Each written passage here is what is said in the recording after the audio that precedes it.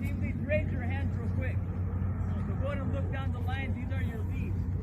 Team leads, raise your hands. You should be at the end of the middle. Team leads, raise your hands. Okay. All right. Orange, you want to go?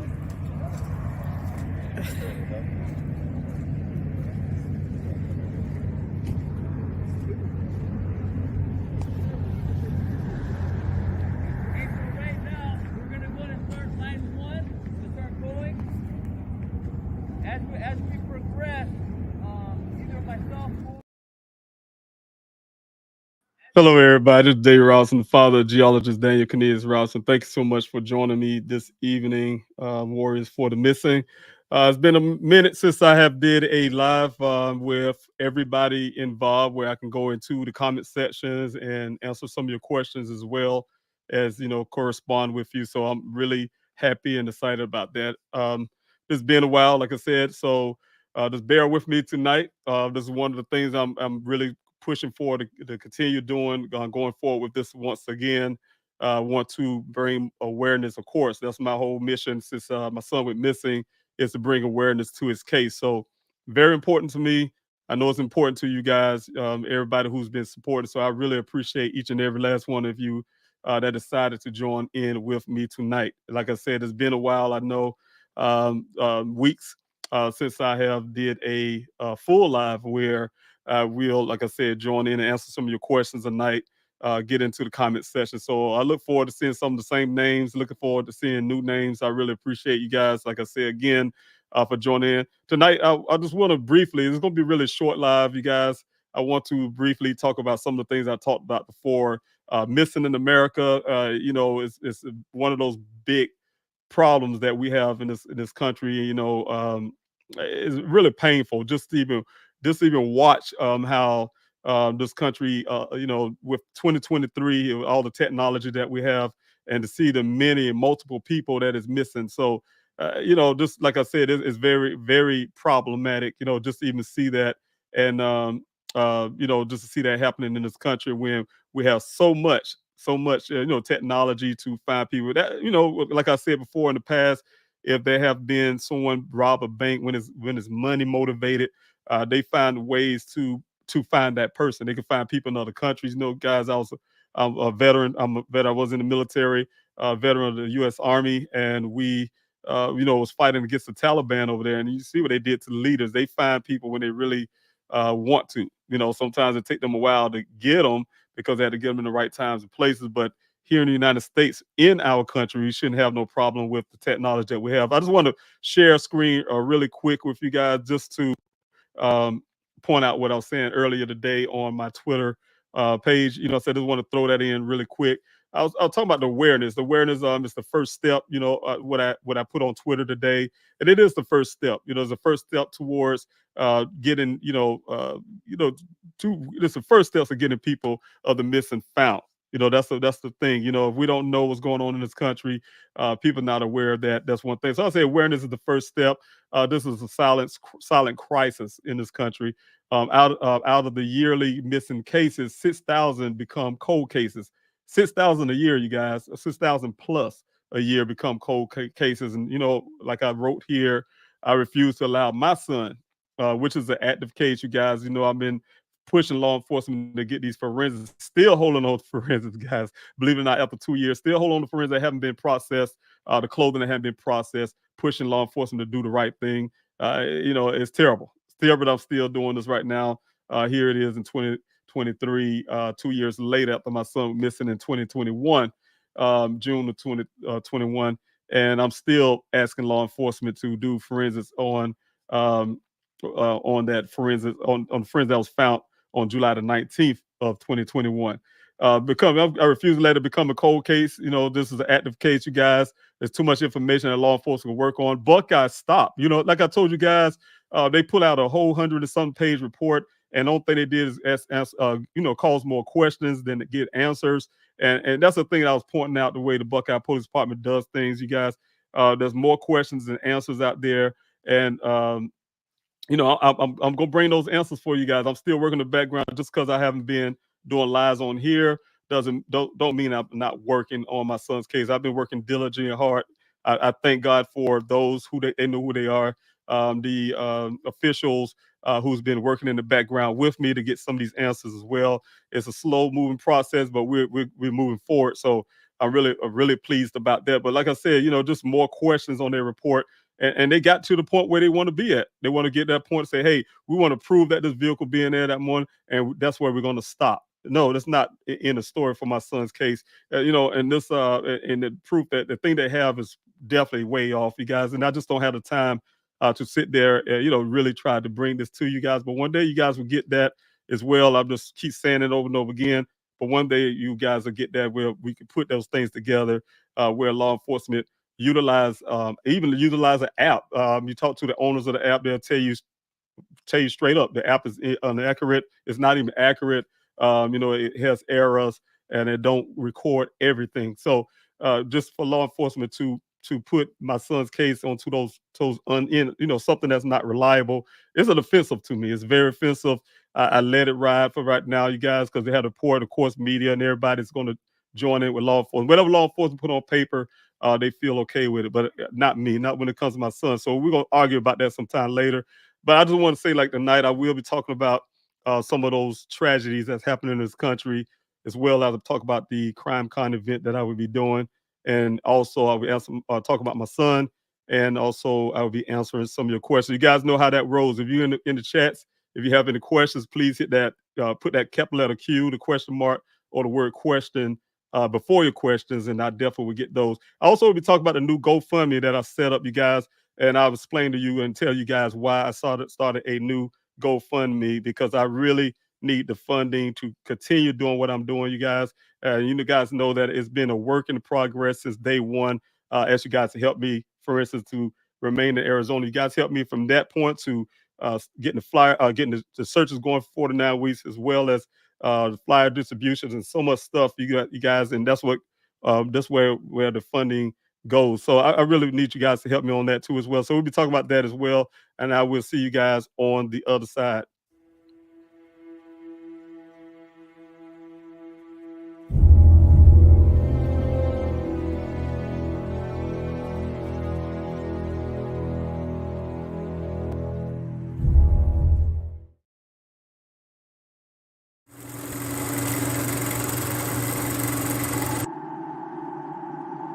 When the lights and camera turn off, I will be here. When the interest and conversation fade, I will be here. When there's no one around, a father will do anything it takes to be there for his son, to protect his family.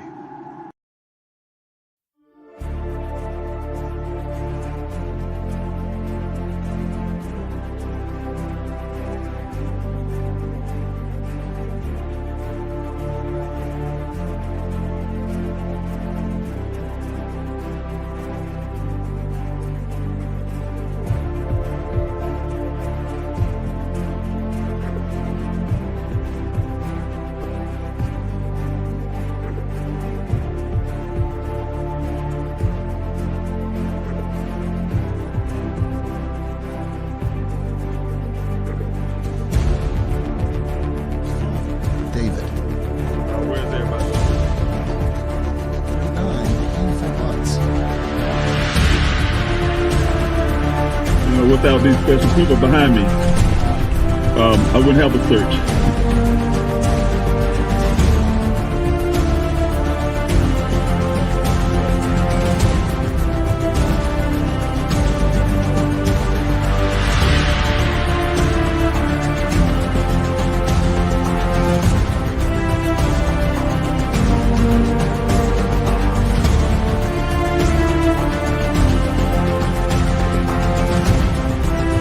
Yeah, because of the way seatbelt locked, so we know seatbelt.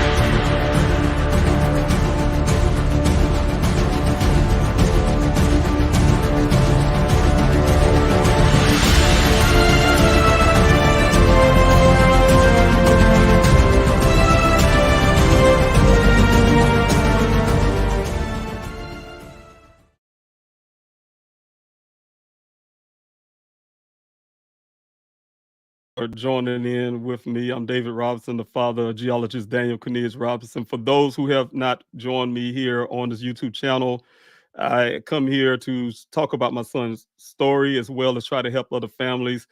Tonight, as I said at the beginning, I'll be talking about a few things and then I'm not going to stay long, but I can give you a little background of what happened in my son's case for those who are new. My son, a native of South Carolina, grew up and raised in Columbia, South Carolina. He decided to go to college in the College of Charleston in Charleston, South Carolina, where he majored in geology. My son, a geology major, graduated with honors. Daniel decided to take his career out to Arizona. He took a class out of Flagstaff, but stayed in Arizona and took his career out that way into Phoenix, Arizona, where he landed his first job with the company called Matrix New World. It's also called Matrix Southwest Groundwater. They hired him on as a field geologist. Also called hired him on. It's also called a hydrogeologist and also a field geologist. His job entails him going out to various well sites all across Arizona. They assess the groundwaters. Those groundwaters by law for communities have to have 100 years of water resources there. So that's one thing that's very important about this company is to be able to determine, utilizing scientists to determine those groundwaters and how much water and the water pressures and things like that can come out of the ground to support communities. So, like I said, most communities there in Arizona have at least two or more well sites, and definitely have to pull from those groundwaters. As you guys know, Arizona is a desert state, so that job is very important. On June 23rd, my son was doing what he always do. He get assignments to various well sites, like I said, all across Arizona. Some jobs that he gets sent to, he had to spend the night there. He called me many times from hotels or you name it, you guys. He's all over Arizona doing these different sites all the time. But this particular day, on June 23rd of 2021, he got assigned to two well sites. The story remained the same. He went to, according to his job, he went to the first well site, completed whatever he needed to do. I do know my son took a few pictures there, uh, according to his cell phone. When I got his cell phone back from law enforcement, I saw those pictures there as well and the time stamped. Also, my son had a second well site to go to, but that's where the problem came in. You guys, that's where all the discrepancies come from. That's where all the I call it misdirections come from and things like that. But the story was that my son was to meet another person at the second well site from a company called Weber Waterworks. His name is Ken Elliott. He's a guy that worked there waiting on my son that morning. I do know that Ken left my son a voicemail asking him not to come because of the some kind of fueling issue with a truck. My son tried to call him back. He did not answer the phone. And I did see some type of message he left, and then my son tried to call him back. I guess since he didn't answer my son, text him. He didn't answer the text, and net last call that my son did was 9:28 that morning. However, this Ken said that my son met him out in Sun Valley Parkway on the shoulder of the road. They had a brief, quick conversation. My son hopped in his vehicle and followed Ken into the Sonoran Desert to get into this well site. They went 1 mile west, 2 miles north to get to this well site. That they reached the well site around 9 o'clock that morning. After a transaction about the weather, He said that my son waved off to him and drove off at 9:15. So some of those things was really problematic about the case. Of course, being a father, I had heard the story from my daughter. She called me. Matter of fact, let me put this up real quick, you guys, because you guys can make it a little easier to talk about it.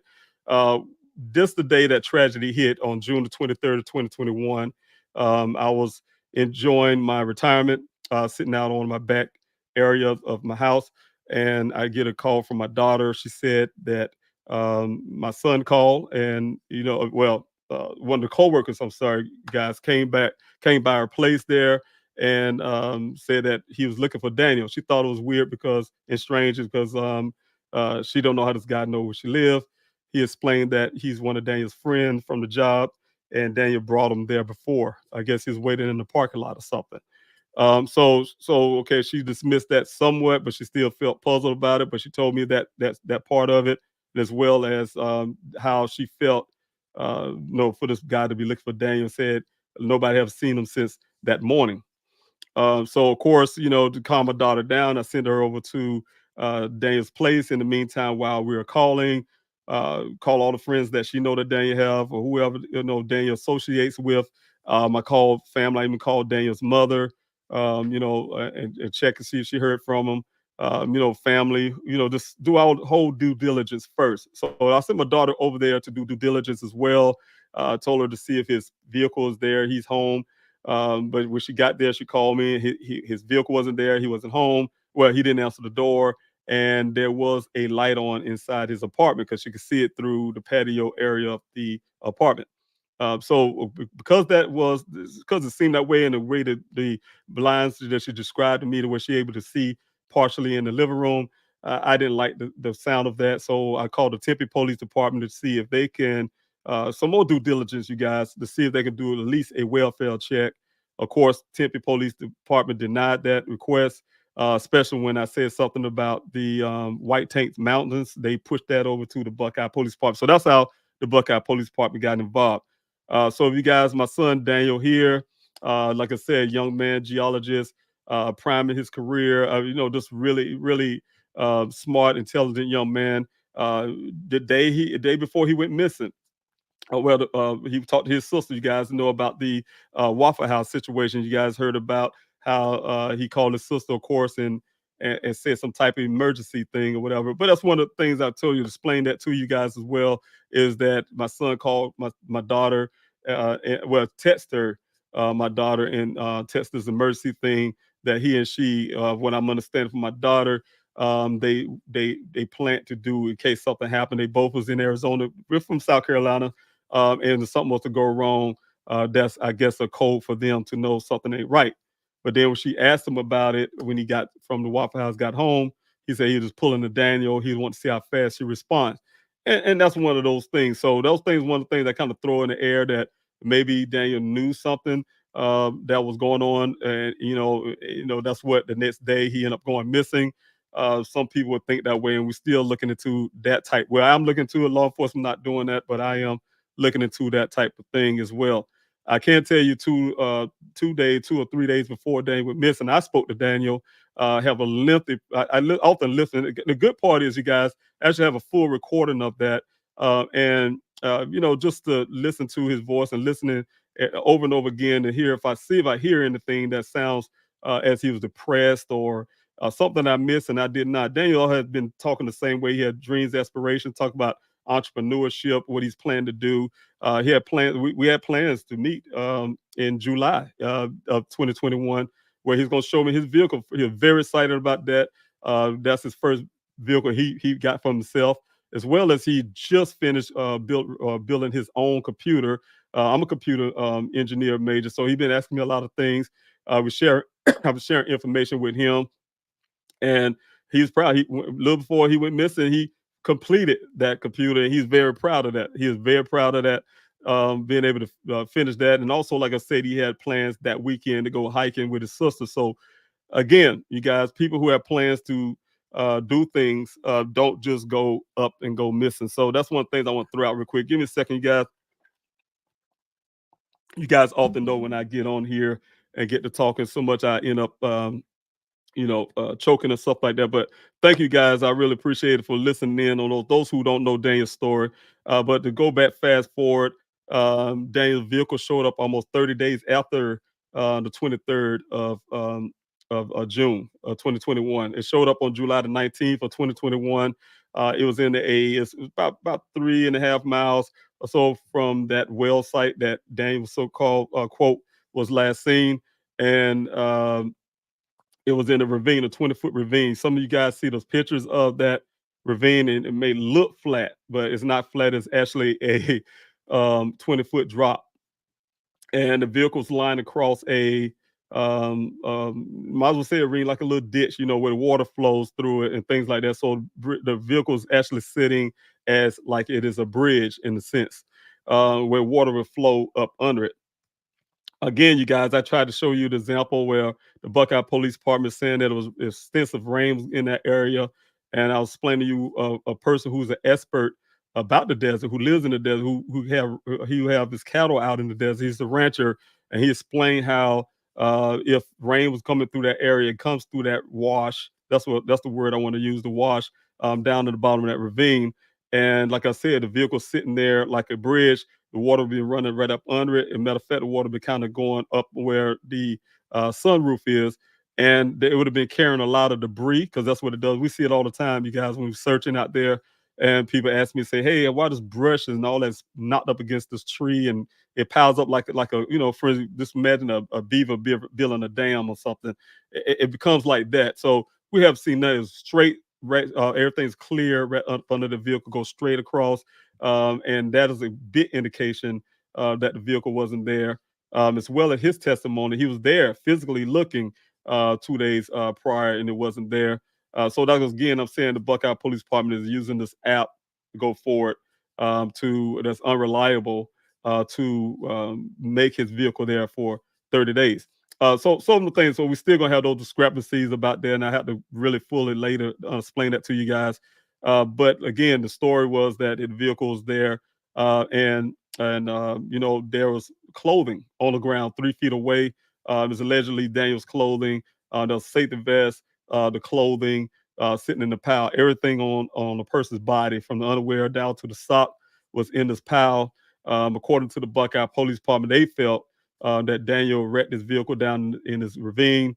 He flipped it, turned, and spin all over. But the good part was, as Buckeye would say, he did not sustain any injury. You guys seen accidents in the street less violent than a rollover that they claim, and people get killed, and badly injured. It's rare that you hear a person come out unscathed with a rollover crash, especially down a 20-foot ravine. But according to the Buckeye Police Department, that's exactly what happened.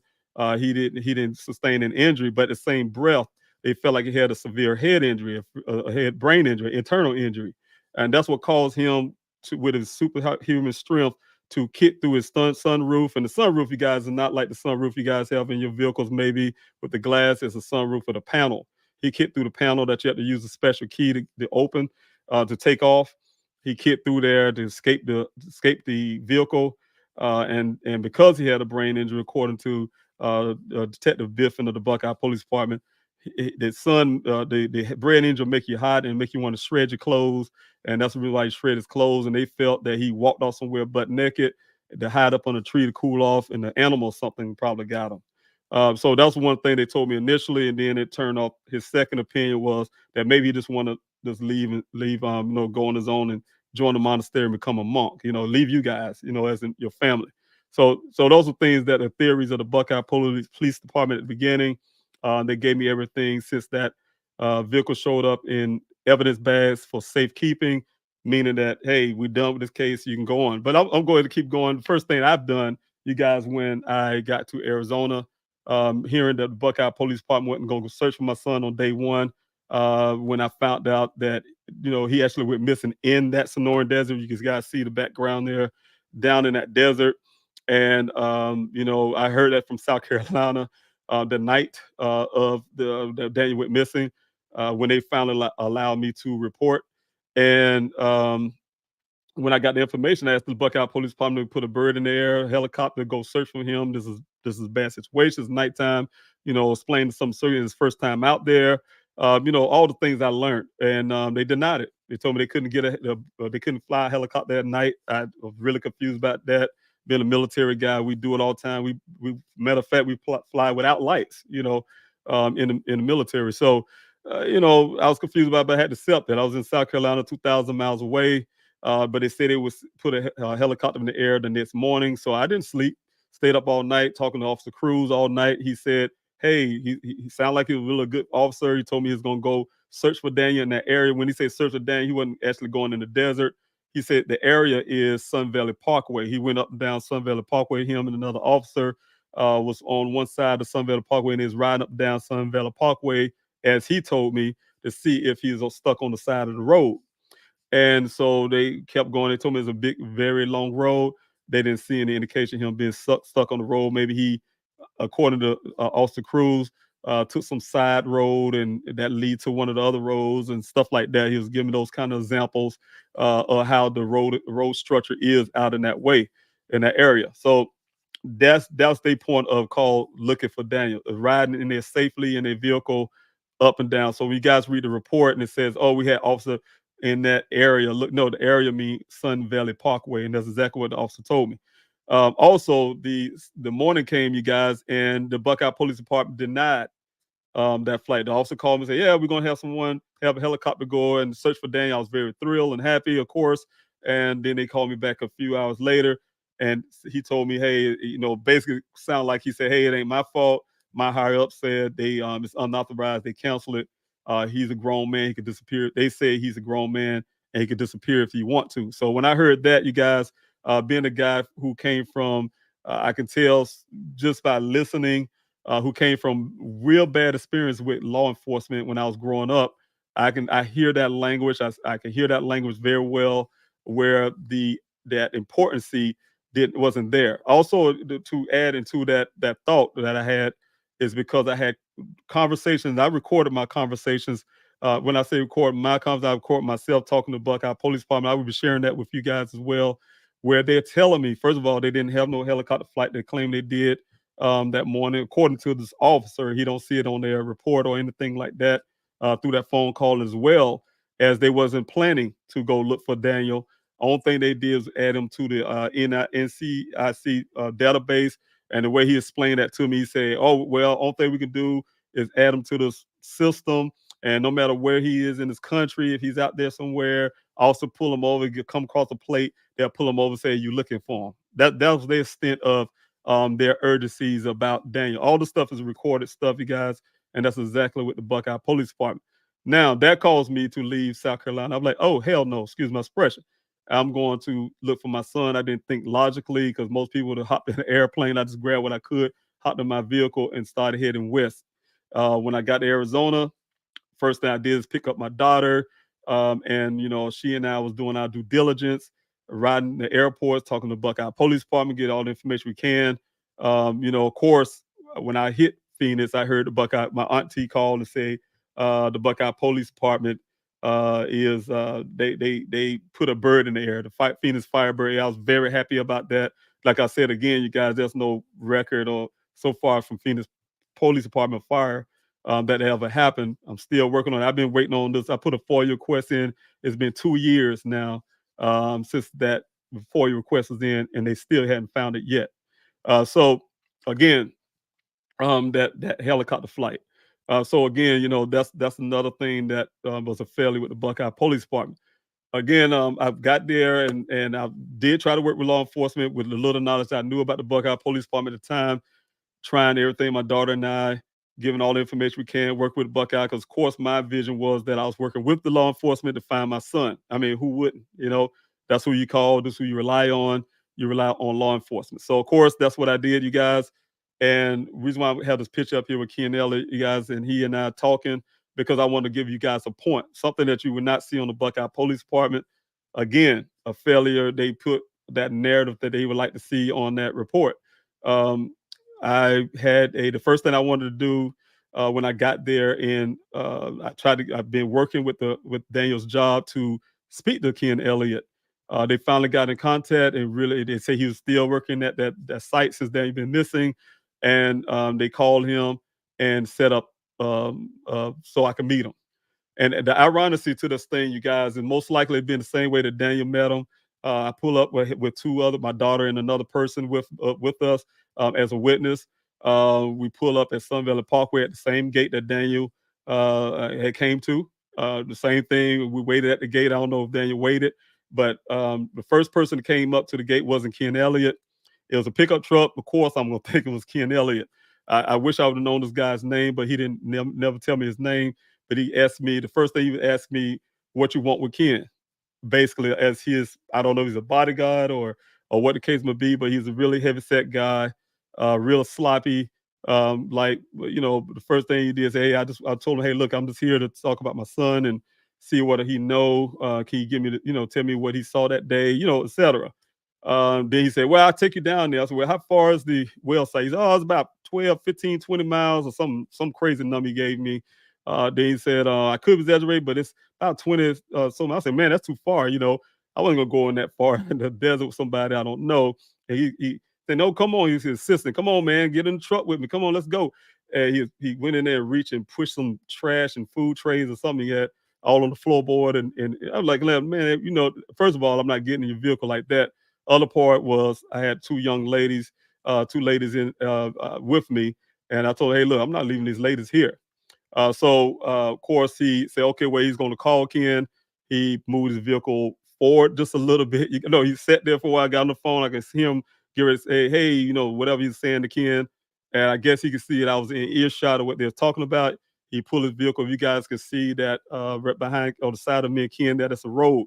He pulled off that gravel part there, pulled up in the dirt area a little further up, had his conversation with Ken, and then he pulled his back of the vehicle up to the gate. And then he said, oh, well, he's coming up. And then he took off and went back down the desert. Just like he said, about 10 minutes later, Ken showed up. And this is where, of course, the first thing Ken did, he got out. He opened the side of his truck. He had a utility truck. He opened the doors inside, put his hand inside there like he had a weapon or something. I don't know what he's going to get. And I was watching hands, being a military guy. And he talked to me from there. And then he finally came walking forward to me. And that's one of the pictures, you guys. I have many pictures and stuff. The person who's taking the picture as well, my daughter, was sitting there listening as well. I was writing down everything that Ken was saying. And I tried to give those over to the Buckeye Police Department. They refused to take it and put in their report. They don't want to hear anything that's outside of the story they gave me. So Ken gave me some extra things that the Buckeye Police Department do not have in their report. Things like he noticed things gonna go, the police will come looking, it's gonna go viral, go national, how he put it. He talked about staying left of the tracks so he didn't disturb the tracks, and this whole 9 yards that some of you guys have heard. So of course, you guys, that's some of the things that when it comes to the story about Ken. But of course, on the meantime as well, I have been working very hard, you guys, trying to get Daniel's story out there immediately. In the nighttime, once I working with the law enforcement, work my daughter and I moving around, like I said, doing our due diligence, still checking every airport and checking the parking space. I didn't know they had him in the parking space, but just checking all kind of stuff. These offshore parking spaces as well. I was doing a lot of social media things. That first thing I did is start opening up social media accounts from Twitter, Please Help Find Daniel, YouTube, Please Help Find Daniel, Facebook, Instagram, and then I did Twitter, Please Help Find Four. Also opened up a website, Please Help Find Daniel, and tried to make sure I get the information. Because the first thing I know, as being a military guy, you have to communicate with the public, get things rolling. Also, guys can see in this picture here, I created some flyers, and with those flyers, they was huge. You see how big they are. But with those flyers, I was able to get those out as well, get them laminated and things like that. Of course, with the cost and everything, I started asking you guys. I started to GoFundMe to remain in Arizona, to be effective. You guys, it was very hard trying to juggle everything from home and then juggle everything as well in Arizona. The cost of living was really high. I said I was at a hotel at the time. So, of course, I needed some assistance from the public, and I asked you guys, and guys had help. Of course, I started my own my searches, but before I got there, of course, I had a family press conference. This is one of the family press conferences I had with my family. I flew Daniel's mother, his brother, siblings came to this family press conference. I set up 2 be in front of the Buckeye Police Department. I thought I was doing something, you guys. People showed up, the media showed up. We standing in front of Buckeye Police Department's door, having this family press conference, and then one of the ladies I was speaking at my conference, she pointed out that the Buckeye Police Department was closed. They closed on the weekend. So again, you guys, when I planned this protest this fall, I'm calling it a protest holiday because they like the Mayberry. I'm telling you guys, them guys, I never seen the police department close on the weekend, but they do. Maybe crime stop on Saturdays and Sundays. I don't know in Buckeye, but hey, look, they close their offices and go home on the weekends. So for the Buckeye Police Department, I call it a holiday protest. I'm gonna try to do Thursday, Friday, and Wednesday, Thursday, and Friday. And the reason why it'll be a 3-day thing because I want people who go to work and who can't be there was maybe off on Thursday or maybe off on Wednesday. Somebody can be at these protests and at the Buckeye Police Department to get them to move my son's case over to the Maricopa County. And also, I'm gonna have a sit-in, of course, you guys know, at the Maricopa County to just simply say, if Buckeye don't do that, I just want him to open up an independent investigation, take this forensics off my hand that I'm paying for, to hold on to this evidence and process the stuff like law enforcement should without tax money. So those kind of things I'll be talking about pretty soon. You guys will put those together. But as I said, keep going. I was actually found it took me 3 months, you guys. I found a break with um, you know, uh, with some of the local news stations with couple reporters was able to get me started. Say it wasn't moving that much. They been in kind of independent reporter trying to sell to their local networks, and like I said, it took 3 months. You guys, hard work, and but yet got Daniel's story locally as well. Like I said, in combination with the Twitter, one young lady retweeted something I wrote, and it went viral, and that really elevated it in the social media sphere. Then, of course, when the Gabby Petito story happened, that elevated Daniel's stories right there, so it was able to be picked up along with Jelani Day story as well. At the same time, when he's talking about the disparities that happen with families of color, so that's that thing just so happened to happen at the right time, and of course, it went forward from there.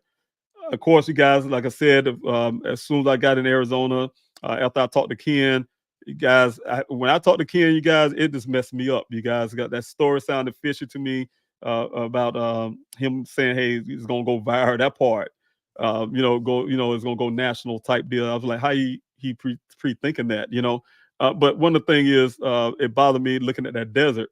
Being a military guys in the desert of Afghanistan, and I looked at that desert. It was a different kind of terrain from Afghanistan, but I understood as desert. So I was in my hotel room every night trying to study about the Sonoran Desert, the hazards and things like that. Cause law enforcement Buckeye say, "Hey, Mr. Rouser, let us know if you decide to go in there, because we may need to send somebody because it's dangerous. This and that. You don't need to do that. Blah blah blah by yourself." Type deal.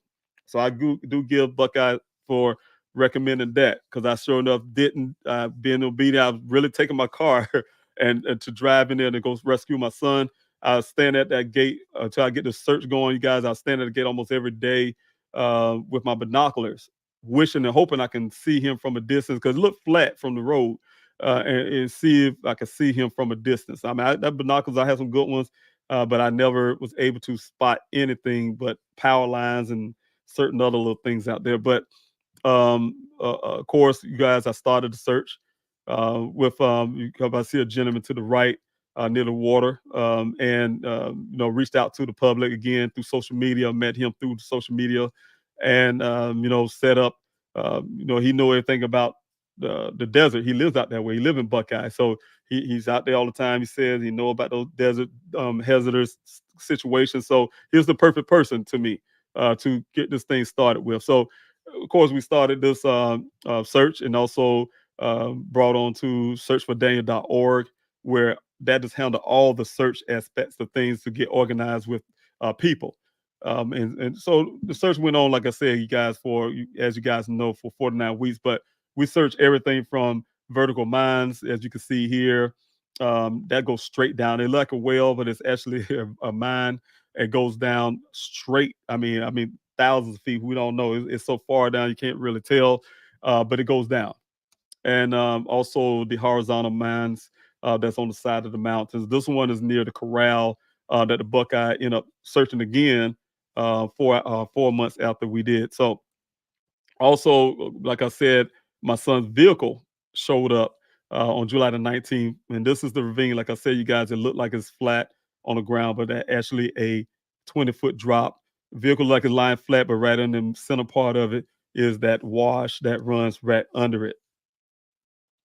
Also, you guys, I have been working very hard outside the desert as well. I started the flyer distributions, of course, getting a flyer. I started off as a city search. I started a city search out there where I was going to homeless populations. I even volunteered with one of the homeless shelters to get Daniel's story out as well.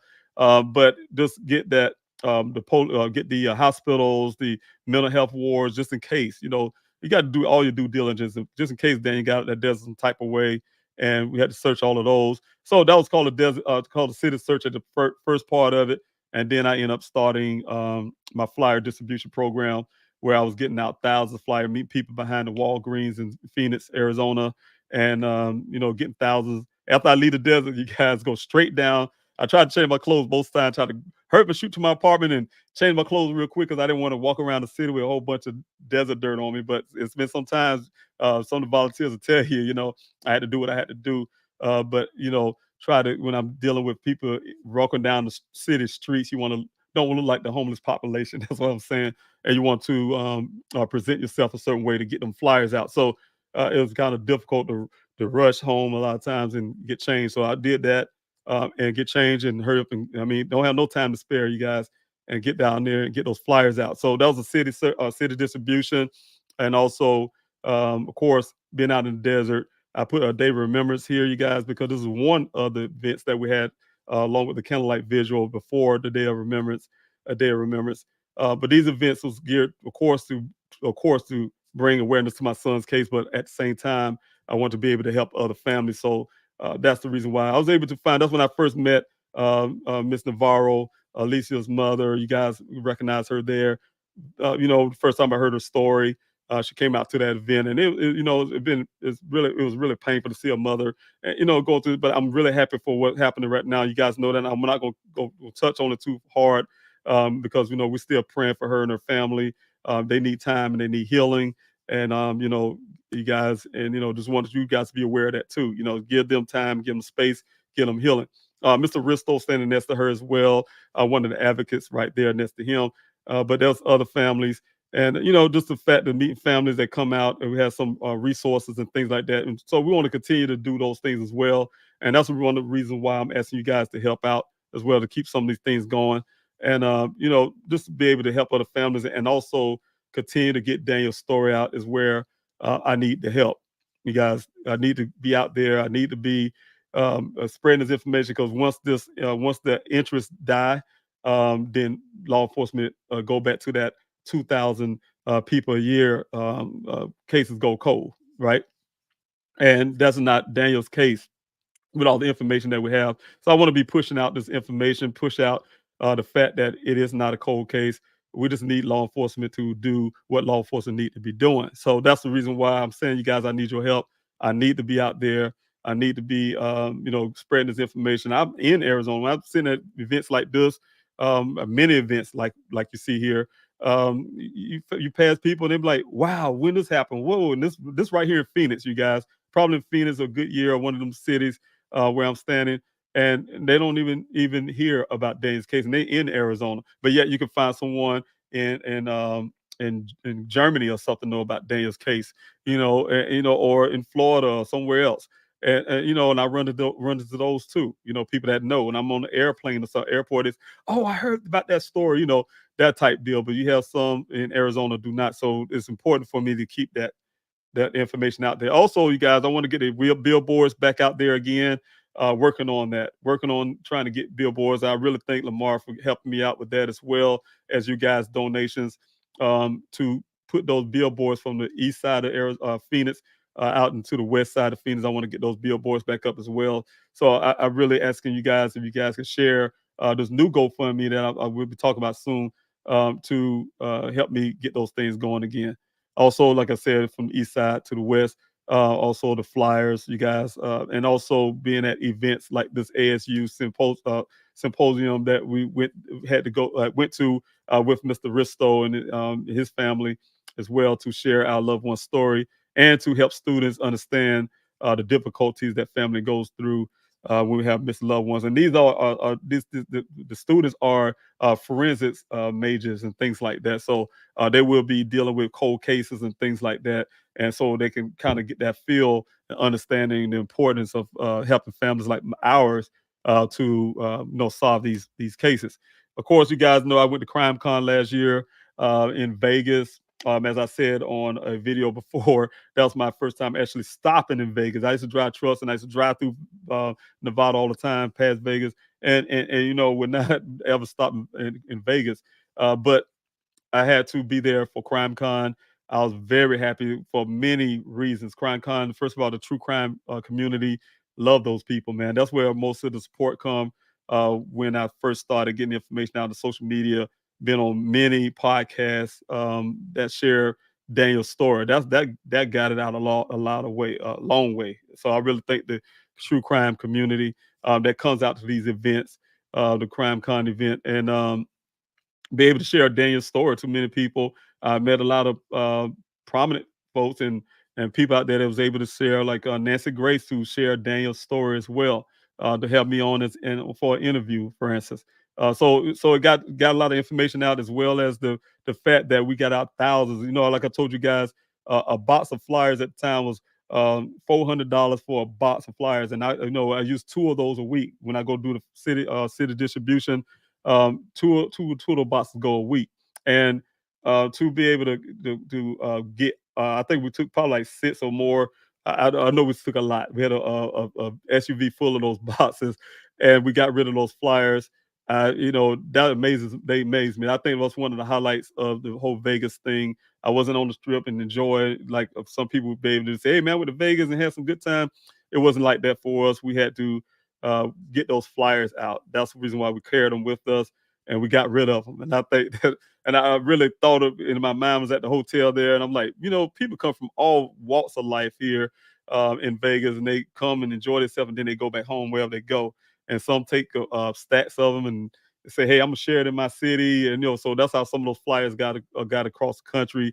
And I get to see it on social media. I post up and say, "Hey, see the flyers? I put it here," and I'm like, "Man, it's somewhere in Wyoming or something, some other state, and that made me feel really good to see those flyers go out. But it's also, like I said, to meet a lot of podcasts who was actually doing interviews right there on live time as I walked through CrimeCon to share Dan's story. So I was really grateful for those who share Dan's, many of them share Daniel's story there. Like I said, well-known true crime community folks was sharing it, as well as Jamie from Tenderfoot and Natalie and Derica from Black and Missing Foundation was there as well. You see two of my team members as well. But to be able to get that story out there and get that support. Of course, you guys, I have the Daniel Robinson Foundation. That is for to the Daniel Robinson Foundation is founded based on I use my son's name, of course, because that was my motivation from me looking for him. But the Daniel Robinson Foundation is also for the fact of the pain that I had to go through just to get Daniel's story out there, the pain I have gone through to try to get help out there and resources out in the desert. If it wasn't for you guys, GoFundMe, I would have had nothing, you guys. I've reached out to many. I mean, Search and this person. Everybody say, "Hey, use this person, use that person." I think People Without Wheels or whatever name, just different organizations. None of them came to help. Law enforcement did not come help. Black and Missing Foundation did come help. So I want to make sure I point that out too as well. Only one foundation helped this far in my son's, in my situation, my efforts to find my son. That's the Black and Missing Foundation. They donated to the GoFundMe to help me out there in the desert. They also send a drone company to help me out there as well with the drones that I've been begging for. I didn't get the kind of drone I needed with the technology, but that the drone person they sent, the Black and Missing Foundation sent out there, was able to get the footages that I needed to keep the volunteers safe, to be able to do searches in areas from the air that I get to do later, looking at my computer that kind of plan some of the searches. So it was very helpful. So I thank the Black and Missing Foundation for that as well. What they're currently doing is also putting billboards up in their city with Daniel's information as well. So I really appreciate everything they have done thus far, sharing on social media and stuff like that. So, but I want to mark and do that same thing also for other families. What they have done for us, I will be doing that for other families as well as trying to eliminate some of that pressure that families have when they don't know what to do. Nobody know what to do. You know, don't know what to do until someone go missing, God forbid. And that's what happened. People go missing, and it is one of those things that you can't control. But this is my team members as well, my board members of Daniel Robinson Foundation. But they're my team member. They like family. Also, with volunteers out there in the desert, they formed their own team first to help me. Shauna, she's the one who put everybody together. They came to me and said, "Hey, Mr. Robinson, and explain, have got a meeting with me and wanted to help out as much as they can with logistics to you name it. And they have been there from day one. And also, like I said, I introduced the thought of the Daniel Robinson Foundation to them, and they also became board members. But they call themselves the aunties and uncles for uncle for Daniel, so they are that as well. But I started this podcast, you guys. Grizzly K from Grizzly True Crime. I met her. She's been a very big help out there in the desert search, you guys. She's been doing a whole lot of lives from the desert. The Grizzlies is out there, so I think all the Grizzlies that's part of Grizzly True Crime was out there in the searches and was able to get the search element going. So and also she started helping me outside the desert, all the way from the Netherlands, you guys. That's amazing. She's not even in this country, and helped me get this YouTube situation up. I didn't know anything about YouTube. I knew how I was trying to get information out by having a YouTube. Please help find Daniel, but I didn't know how to use it. I just learned that people actually content create on YouTube. YouTube for me was how to change a light bulb in your vehicle or something. Google something and look at a YouTube video or share pictures, videos with your family or something like that. But she gave me all the tools and things, and I still haven't utilized everything she did. She gave me a whole tutorial, but it's good enough right now. What I did watch so far to have what I have now. So this channel is not an entertainment channel. It's for information for Daniel's case to help you guys learn more about Daniel's case, and hopefully you guys can help share and get Daniel's story out there with me. So that's why I have this channel. Please help find Daniel. Also to help other families who can come on anytime. You guys have missed a loved one, you want to be on here, you can hit me on please help find Daniel at yahoo.com and join in. But y'all guys know him as a Mr. Geologist. Of course, he's my son, Daniel Robinson. So again, you guys, I really appreciate you guys coming out. I want to hit the comment section a little bit here before I go further, before I start losing. I know I'm trying to make sure this thing don't go too far over an hour. But I want to make sure I say something to some of you that I haven't talked to in a while. Like I said, for those who just joining in, I haven't done a live in a long while, like this type of live where I'm engaging with everyone. After the candlelight visual, guys, I really did take a hard fall, and I can admit to that. It was very difficult for me mentally, So I had to take a break from actually being on the lives and just focus on me mentally. Of course, that don't mean I could stop. And on Dane's case, if I did that, I think, well, the way I feel, I'm not going to accuse law enforcement, Buckeye, of be specific, but I feel like they'd be happy if I stop moving.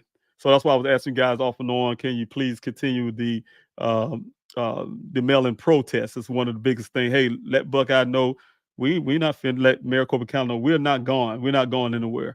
And so I really need that as I was working on things in the background. And I really appreciate it. I have some pictures. I'm waiting on one individual to let me utilize these pictures that people have been sending me, uh, showing me that they sent those mails into those departments.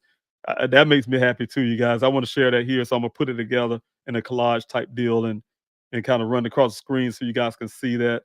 Make sure their address and their privacy is covered. I see they already do them themselves, but I just want to make sure.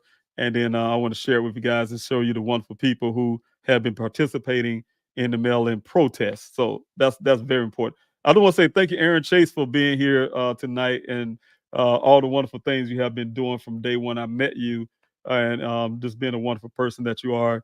all the hard work. And I say it all the time. And I know I haven't talked to you in a good while now, but I never forget anything that you have done. I really appreciate you. Also, E Sands, thank you so much for being here tonight, and thank you for constantly coming in and supporting this YouTube channel. I really appreciate it. I see you said something there, Aaron, there on YouTube, sending love and being here to support. Thank you. I really appreciate that. Miranda, thank you so much for being here as well. Thank you so much for your support. JPJ, thank you so much for being here. I really appreciate you. Raising Cane, thank you so much for your prayers. I really appreciate you coming out here tonight. And let's see who else I got here. Um, and if you guys have any questions, please, by all means, if I have any moderators, I forgot if I have them or not. But don't forget to put the capital letter Q, the word question or question mark before your question, and that helped me not miss your question, because sometimes I have to skip down a little bit and I don't want to miss your question. Thank you, Vic, for being here. I really appreciate you for joining in and your support. I should have known. Thank you, Anissa, thank you for your super chat. You're just a wonderful person. Thank you so much. I really appreciate that. You still doing that. I really appreciate it so much. Thank you, and also thank you for moderating.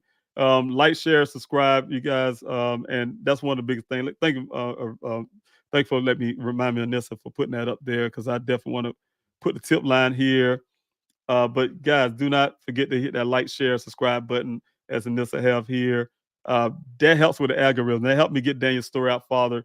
That just like you guys signing the petition, you guys are helping with donations, and you guys are helping here by hitting that like, share, subscribe button, because what it does is give me a platform to push Daniel further out, story out farther, and to get the algorithms moving that way. So even if you plan not to come back, I'll say it as often, hit the like, share, subscribe button before you leave, and that will help. And make a comment that will help with the algorithms. I really appreciate that. So thank you, Anissa, for putting that up there and remind me. This will allow others to see Daniel's story, and they will. Please help spread awareness. Daniel deserves justice. That's right. And I really appreciate that again. So let's see who else I got here. I think I lost my spot. See what I'm saying? You guys are come down. I end up scrolling down and missing spots. But here you go. There we go. All right.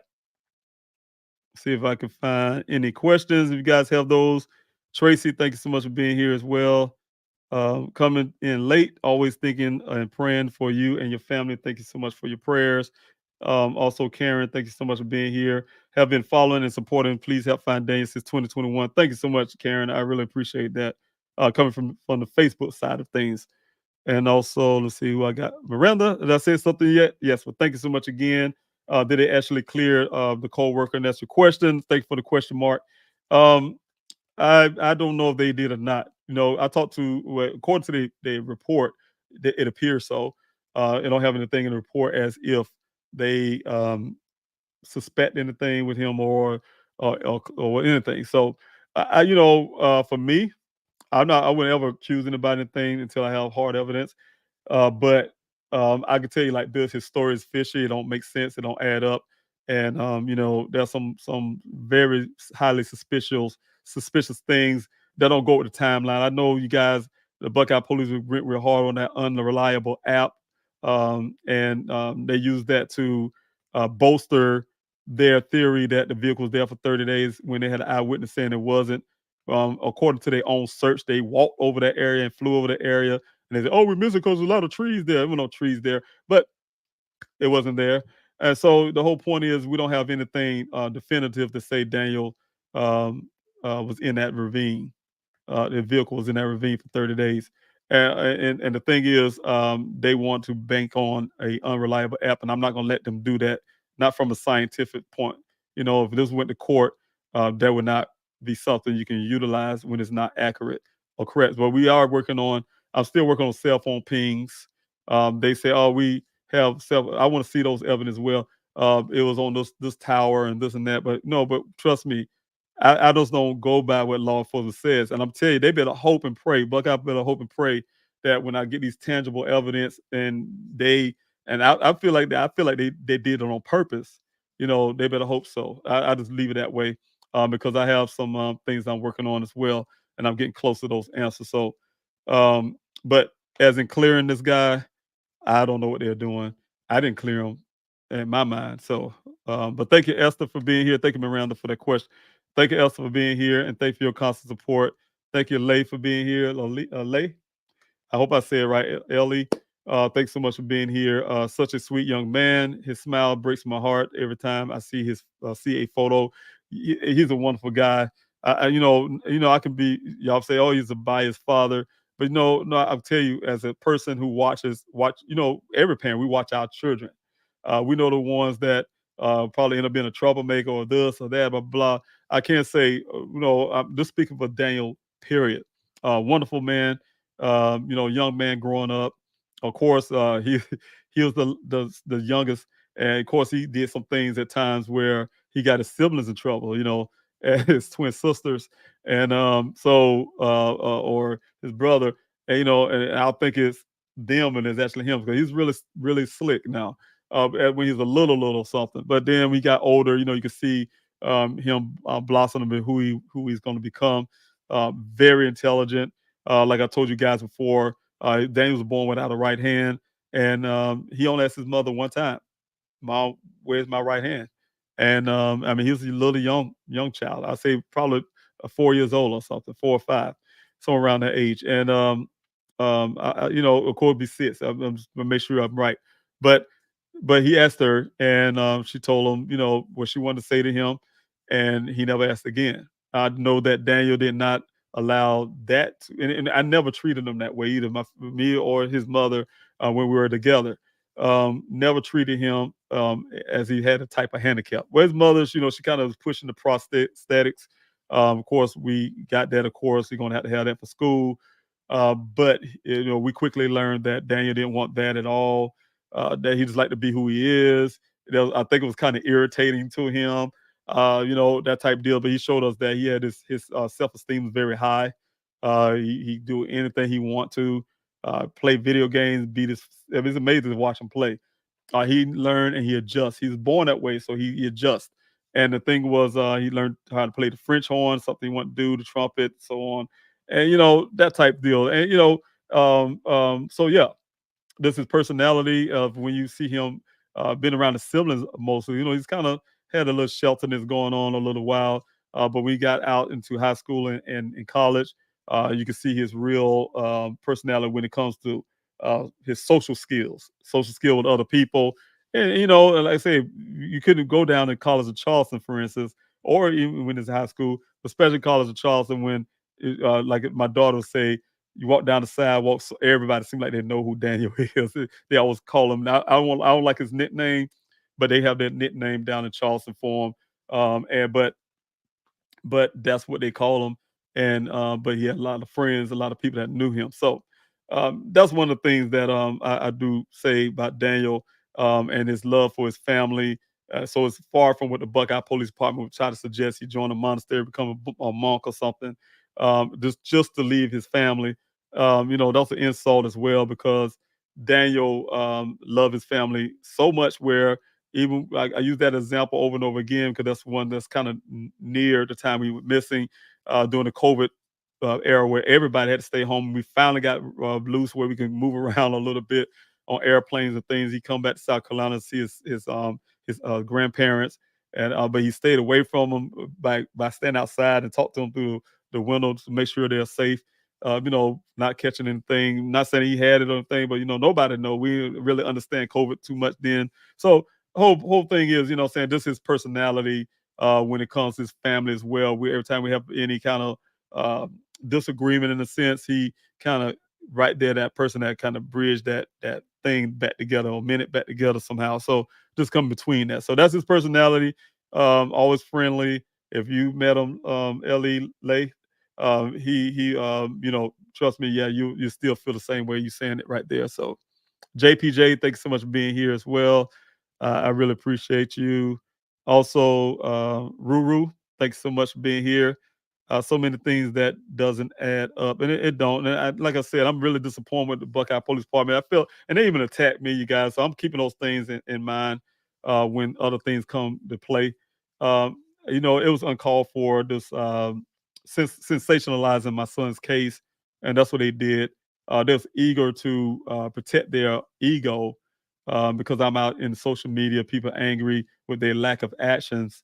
They felt that it was okay to physically attack, personally attack me, first of all, and also to sensationalize my son's case with all this unnecessary fillers in a report.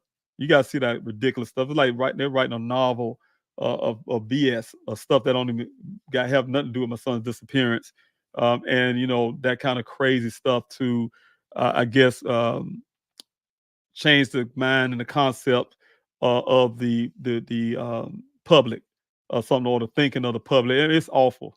It's awful, but it tells you where they're at, what kind of department it is, what kind of city it is. I found that out when I went to the uh, went to their meetings, the for lack of words, city council meetings, and you meet the mayor and the city manager and the whole city council. People are stone, hateful, hateful. Not one time even attempt to give any kind of condolences or whatever, any kind of thing. No, nothing to attempt. Don't even want to shake your hands. That type deal. So you can see the city that Buckeye is in, and kind of, no matter what they're doing. I understand they hiring black cops and things like that don't mean that you're not racist. It's almost like a racist person saying, I have a black friend or something.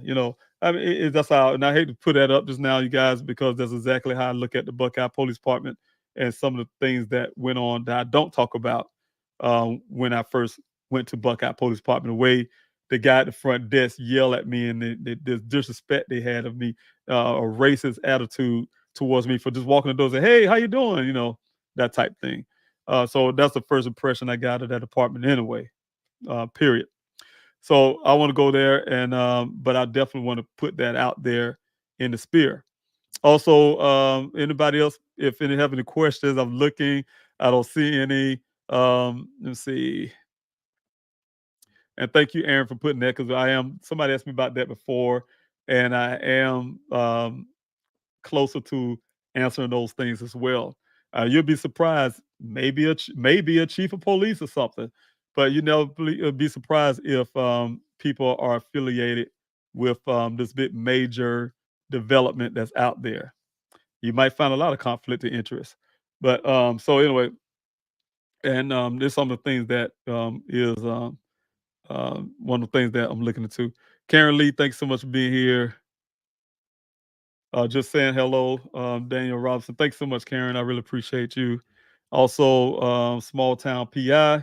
Hello there, Mr. Robinson. Thanks so much. Hello to you, Mr. Small Town PI. The name sounds familiar. I think we have some correspondence or something in the inboxes, if I'm not mistaken. Thank you again, Small Town PI, with your question. It's been a long time, but has anyone investigated that girl's house? Um, you know, it's a couple things, you guys. Speaking of the young lady, her name is Caitlin. Couple things. If you think about this, you guys, and I'm saying this, I'm tell you the reason why I feel like they haven't small town. I say they know. They have investigated it. They asked her questions, and they even allowed her to upload her own text messages. When I say upload her own they didn't get her phone and do it themselves. They had her to upload what she want to in that thing. Now, think about this, you guys. A couple of things. There was My son told me, and I told you I have that recording of me and my son talking. He told me about Caitlin. He told me about the young lady as well. He told me about the interaction. He told me about him spending the night and doing some things with this Caitlin girl, right? As a young man, I was really upset as a father because that's something I was mad at him because you spend a night with a woman you just meeting, right? That's not smart to me. So, make a long story. There was another person involved there. This other young lady that my son spoke of, and the law enforcement hiding her to this day. Nobody know who she is. He didn't take a statement from her. Didn't see what her account was. They said she's saying all this bogus accusations of my son, make him appear to be some type of stalker. But yet she said she had camera footage because she saw him in the camera. Buckeye have never confiscated that to see if that was true. Just took her word for that as well. Also, trying to somehow make her a victim. The other part is, they, like I said, they let her upload her own text messages. her text messages don't match. And I'm saying that's the reason why Buckeye. I'm telling you the reason why they're not releasing Daniels. They claim we got his text messages out the deleted thing. I checked, there was no deleted messages in there. We got deleted messages, and it match up to her what she said. Well, put it on your report. No, why they can't do that? Because they know I got a copy of Daniel's phone records, and it goes by and tell you uh, text. They don't tell you, you can't read it, of course. Of course, I can't see what they're saying, but you see the timestamps and all that, right? I got it. Matter of fact, I have it right here next to me, and my plans was to put it up here tonight. But I have it somewhere in my vicinity here. But it's text messages. It does not her text messages do not match what T-Mobile Sprint have, right? So if that don't match, how in the heck they claiming they got something that wasn't there? Deleted text messages. They just hear me talk about things. They told me they watched Q&A during time I'm doing that. They take things and they kind of match things up to anything I'm saying out there, to try to dismiss as if they're not doing their job or they missed something or blah blah blah, this type stuff. I really feel that. And so that text messages do not match. It do not add up, but they're trying to make it. And so that's what I'm saying. I'm just letting Buckeye throw this bear their own self. I'll just put it that way. And so the thing is, the girl being investigated. No, of course they're not going to investigate her. I don't know what she looked like, but I know she's a white young lady, and they're gonna take her story just like they take Ken. And anything I say as a father, do you see anything that I say in the I'm thinking Buckeye put in the report? They said that I said it's something that Mr. McGrath behind my back went to them and said some things that he said this or that, some hearsay stuff, right? And just to try to make me look bad somehow. I don't know why he do need this or do something he was saying. That type deal, just to attack me, you guys. That's what I'm saying. That's what I'm saying. If you look at their report and really see it for what it really is, first of all, it's well written like a story. I'm sure their attorneys, that's why it took so long. Their attorneys put that well together. Then they magically, if I give y'all the initial report, magically all these extra officers in the report now. It wasn't there before. I'm gonna show y'all the two. I'm gonna show you all four of the new report. They released the report 4 times, you guys.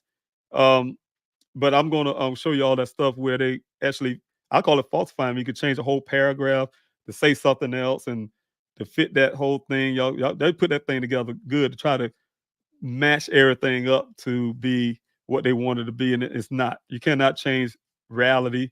You cannot change facts. You cannot change what you said, because I have those recordings. Well, you cannot change things.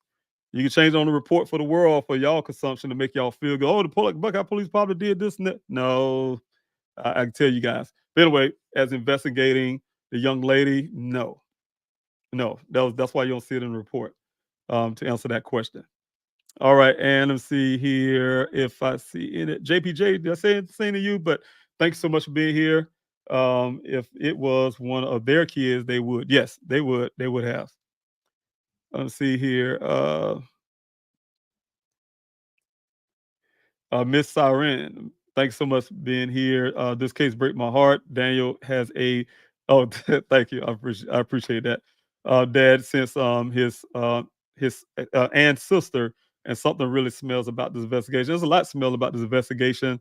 And eventually, once I get myself together, and I'm telling you the hardest part about having a missing loved one, your heart, your soul, your mind is all about finding especially your child, finding your loved one, right?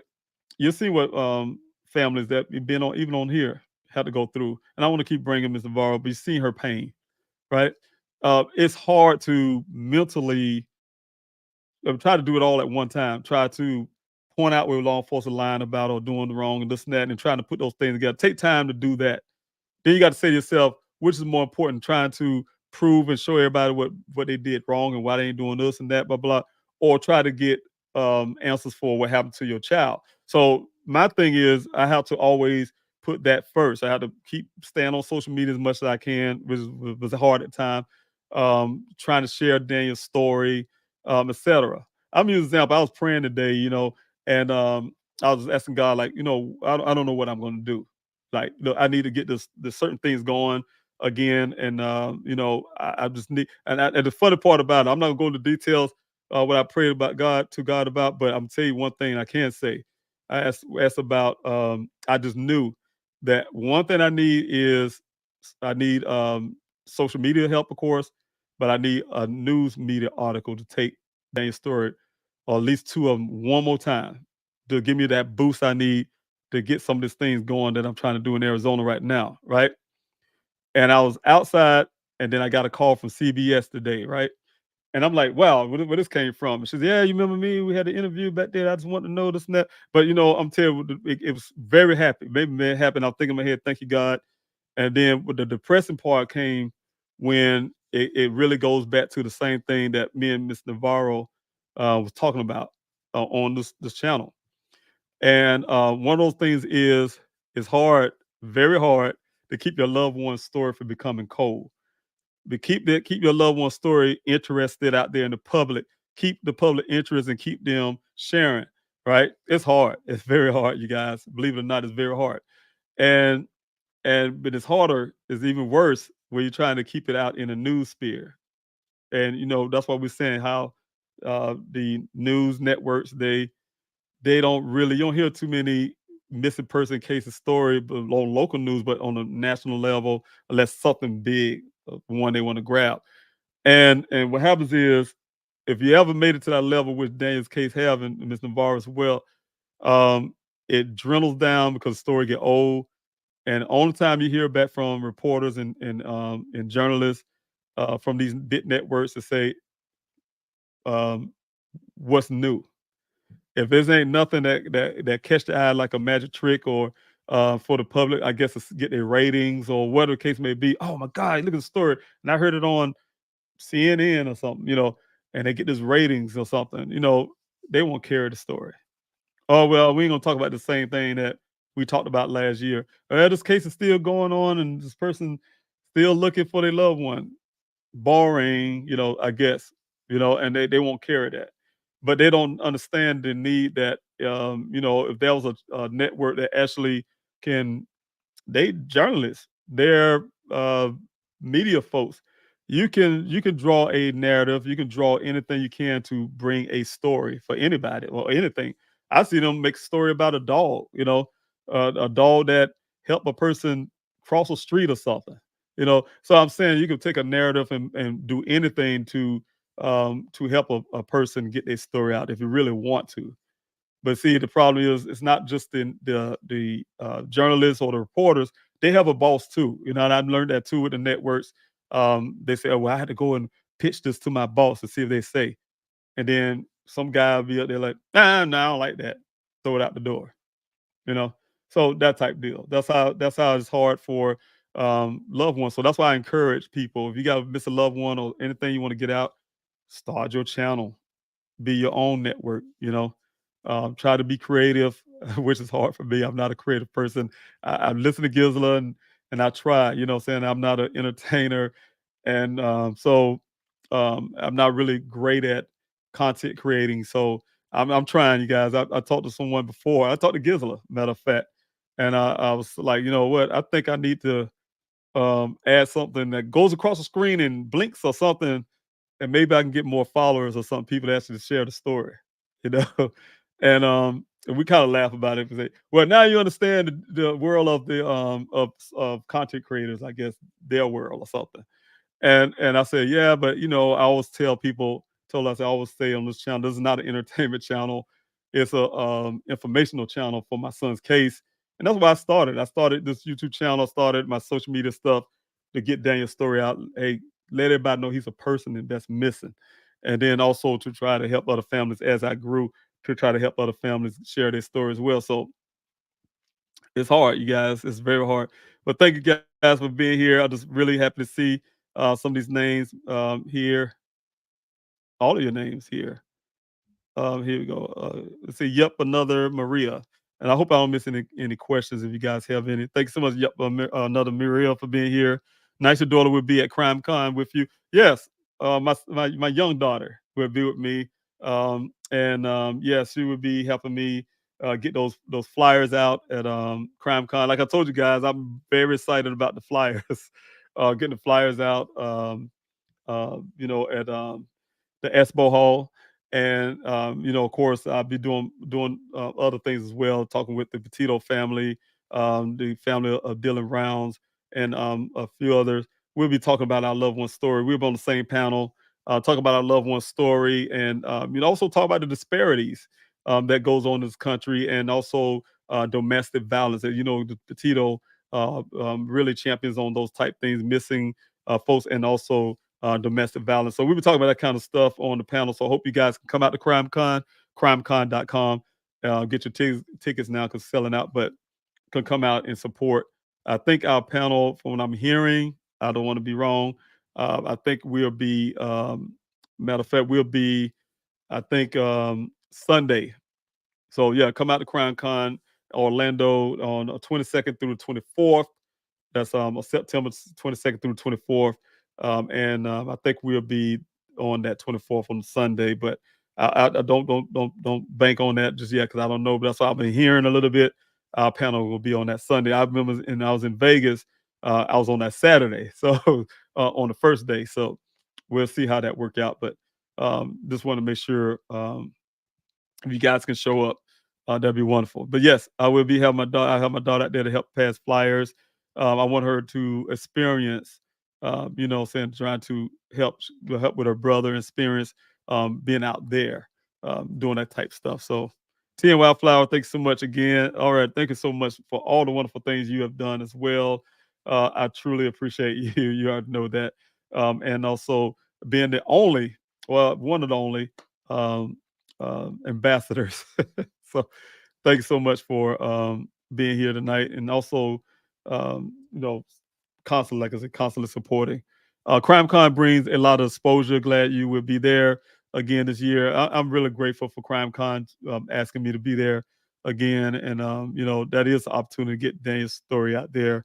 And but the funny part about that is close to where I want to be. I think I told you guys this before. When I in Arizona, Daniel been wanting me to get in Arizona bad. Oh man, Arizona, me and him just talk on the phone. I think even about a week before he went missing, we had a conversation, and I almost thought he wanted to argue with me or something. He was telling me about, because I said, well, ain't enough. I just said anything. Arizona ain't got enough trees for me. That's like, well, we got trees over here. We got trees, and I'm like, you ain't got no more trees, much trees in South Carolina. This is a tree state. We got big pine trees and. No, we got trees, and I think we was going back and forth about the trees or something. I'm like, oh man, really? So, but this fact that I was saying that also Arizona having no water for me. I'm a guy who love to be around water, ocean water, and swimming pools. But I like tropical stuff. I like to see the palm trees, the central trees, to just certain things, just everything that's more that type way, tropical. I love to be around the ocean. I like the smell of salt. I like to be in the water, get my body in that salt water. So those things, not in Arizona and not close enough for me. And just to see that I'll be in Orlando, but I won't be there to just be hanging around. I'll be there to actually get some work done. So just like it was in Vegas, I wasn't there to do anything but get work done. We got those flyers out, so I look forward to doing that. Also, thank you, Tatia, for being here. Wow, I haven't seen your name for a while, so thanks so much for being here and your constant support, being on this channel and helping out. So I really appreciate you. Thanks so much. Also, let's see. Thank you. Yep, another Maria. I think I said it before, but thanks so much again. Hashtag Black and Missing. Thank you so much for that hashtag. Also, y'all don't forget it's hashtag Justice for Daniel. Hashtag let's say remember some of those hashtags. I haven't been on in a while. I told you guys, just trying to make sure I pick up where I left off before. But well,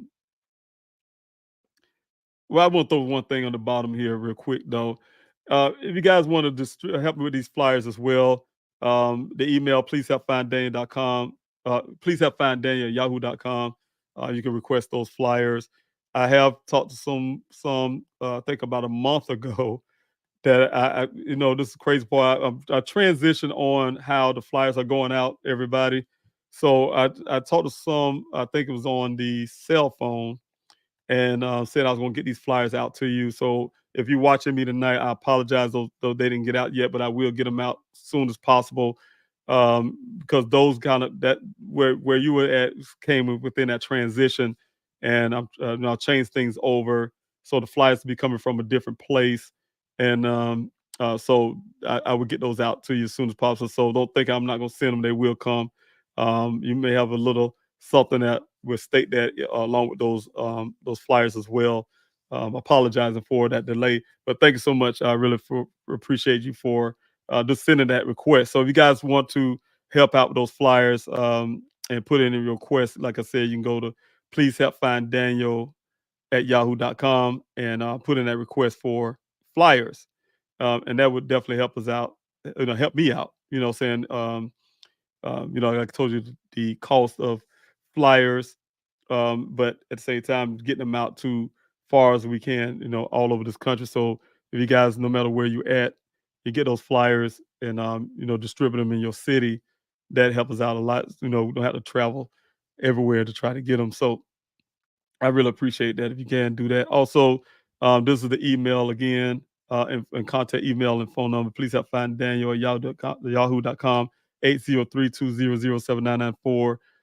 Those numbers. So those are the contact information as well. So thank you. Thank you again for yep, another Maria. And thank you everybody for your help in this flyer distribution. But I will visit a website as well shortly, so you guys can see if you guys want to print those out yourself. JPJ, thanks so much for being here. That's why we're here on Earth, to help each other. Yes, yes, and that's why, you know what, and that's, you're right about that. Like I tell people, when I was out in the desert and I'm talking to people who was out there to help me. I say to help a stranger. I'm a stranger. They didn't know who I am. They don't know Daniel, but we had hundreds of people out there. Sometimes 200-300 people out there in the desert helping me in that hot 118-degree weather, searching for Daniel, right? And but the crazy part was when you get to talk to people and get to know them. Like I told you guys, they are my extended family. So everybody who came to the searches, um, a lot of them had missing person of their own, and they come out there. So I'm saying is, like you said, JPJ, we're all here on this earth to help each other. Help each other. That's why God put us all here on the earth, no matter who you are, what color you are, where you're from. We definitely are here. We share this earth. This earth belongs to all of us. So it don't belong to this person. This person. Oh, I could just gonna. We couldn't help it. We was born in this earth, and before we was born, people section off things and say we own this and we own that. Of course. So we live like that, but ultimately the earth belongs to everybody, and everybody should be looking out for each other. So now that is it. That's it. So yeah, I agree with that, and that'll help me with the Daniel Rousseau Foundation as well. And to see other people and say, hey, look, you know what? I wouldn't be human if I didn't go out to do something for people who have been suffering like we are suffering, my family. So it's not unique. What happened in our family is not unique. We're not the only one get mistreated by law enforcement. We're not the only one who have a missing loved one, etc. So I don't know what to do, that type stuff. The internet detective, thanks so much for being here. Police obviously lied in the police report if they claim the Jeep was found in drive at the scene of the wreck, because data shows there was 46 initial cycles afterwards. And exactly, that's why I'm saying, you guys, when I look at the picture, I agree with that internet detective. When I look at a picture and I kind of compare it to, and again, I'm telling you something, I can't be sure about this because it's pictures. But I did look online and try to look at vehicles, the same exact vehicle, and look at the picture, see how the shifter set would suggest drive a neutral. And I saw, from where I look, it could be more like the neutral side of things, right? But the only part is, I don't know that because of the pictures. It could be deceiving. Now you can think about this, you guys. This department pull the internet detective. I don't know if you're really a detective or not, but um, everybody know that the depth perception on a picture cannot be accurate description of things that you look at and say, oh yeah, I'm gonna be accurate on just picture. Now if you have on the picture evidence, and that's where you got to go by, you got to it had to be coupled with other things to be sure that what you see with on these pictures are right. So and I can use that as an example. Not saying names, and I hope gentlemen don't be upset. I really appreciate everything he does. But he came on his channel one time and said, well, he asked me, he said, Mr. Robinson, um, I don't believe do you think that's the same vehicle that was at the scene with the red transfer paint and what Mr. McGrath had at his facility, which he shouldn't have shown you guys that anyway, but that's another story. Um, and I said, why? He said, well, on this picture, that's a red transfer paint. You can see it there, but this picture you don't. Where's the red transfer paint if they took it from there off the scene, blah, blah, blah, right? 2 different times in the same place, though. And, and I had to explain to him he didn't see all of the pictures. First of all, different angles of that picture. Of course, if you're coming from this angle, that wherever it came in contact with, it kind of rumpled the side of that vehicle. So the red transfer paint is actually inside one of those rumples, right? And so when you look at it from one angle, it's not there. But if you go back to this angle, it's there because you could look past that rumple on the other side. So that's one of the things I looked at when I think about when the Buckeye Police Department decided to hire this so-called national expert, as Chief Hall would say, that came and looked at my son's vehicle. I'm telling you, the half-ass job they do, I'm telling you, it makes me mad. And this guy have not one time. I'm still holding this vehicle to this date. You guys paying money to store this vehicle, paying money to store forensic evidence that they put in safekeeping and never did forensics on. Airbags that have never been tested for DNA. Because everybody knows airbags hit you. All the airbags deployed. As a matter of fact, if somebody else is in the vehicle, it hit them too. We want to get all these airbags tested. They refusing to do it. Law enforcement, Buckeye and Maricopa County, slow foot moving on it. Maricopa County slow foot moving on it. But they have the so-called national expert who had nothing but the same pictures I show you guys is what I got from Buckeye. Those same pictures that you guys see on TV is what this national expert went by to make his determination about this accident crash.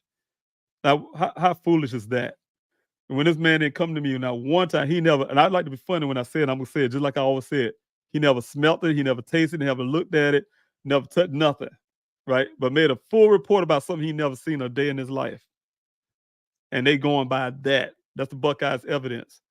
Just like that Mile IQ app. The owners told me they don't want no liability. Hey, I tell you, they don't record everything. They record some stuff, and then it might not be accurate, as in the location stuff. Told me that. I have that too, right? Evidence. But Buckeye made a full report about that vehicle being there at 6:10 that morning. They want that vehicle there so bad for whatever reason. I told you they've been fighting for that for a long time now. And so the 46 initial cycle, what you're saying, in the detective, I'm pretty much sure I know where you're going at, like Mr. Wyatt. And some he's very accurate about a lot of things. And I have looked into all of that stuff too. And those are the kind of things that will be coming out against the Buckeye Police Department as well. But yeah, this because the data shows there was 46 initial cycles. Yes, it was. And I'm telling you something. The Buckeye Police Department want y'all to believe that this vehicle was in that vehicle around 10. I'm just gonna use a plain language. And that vehicle was rolling, twisting, blah, blah, blah. I guess he was sitting in that vehicle while it's lying on the side. Imagine if you roll, twisting, and you got yanked around and all that stuff, got hit with airbag. And somehow you sitting in that seat and you pressing the brake pedal, and you trying to crank a vehicle up 4 to 6 times while it's on the side, and you still sitting in the driver's seat. And I guess you got seatbelt on, but you're still sitting there and able to sit there and hold yourself in like the vehicle line sitting up on 4 wheels, but you on the side and you're able to hold yourself there in the driver's seat and do all of that 4 to 6 times before you let yourself go out the seat, I guess, and kick your way out the sunroof and all this crazy stuff they're talking. Right? They want y'all to believe things that defy science, logics, and everything else that they can't explain, but they want this thing to be there. That's why I'm saying, you guys, they're selective. Y'all heard about the rancher. Say a local rancher found the vehicle, right? But they stopped there. Have a testimony from the rancher twice. I call him again not too long ago. He to verify his statement, make sure I got him coded correctly. and he verified it. I was there 2 days prior before I found the vehicle there. It wasn't there. So where was it? The MyLIQ app, and he can't be right at the same time. The 4 to 6 initial cycles and it being on the side like that can't be true at the same time. So I'm saying, you guys, it's a whole bunch of mess with the Buckeye Police Department that raises more questions than give answers. And I'm not going to let it slide. And I think that's what happened to a lot of cases where we get departments like the Buckeye Police Department. They, in my opinion, make up or fabricate stuff that an average family will have a lot of trust in law enforcement, and we should, right? They're supposed to be serving the people, but there's a lot of corruptness in law enforcement too, and we're supposed to just accept it. And like they did, I thought I did, and it was wrong, and that's what made Buckeye do some things they have done.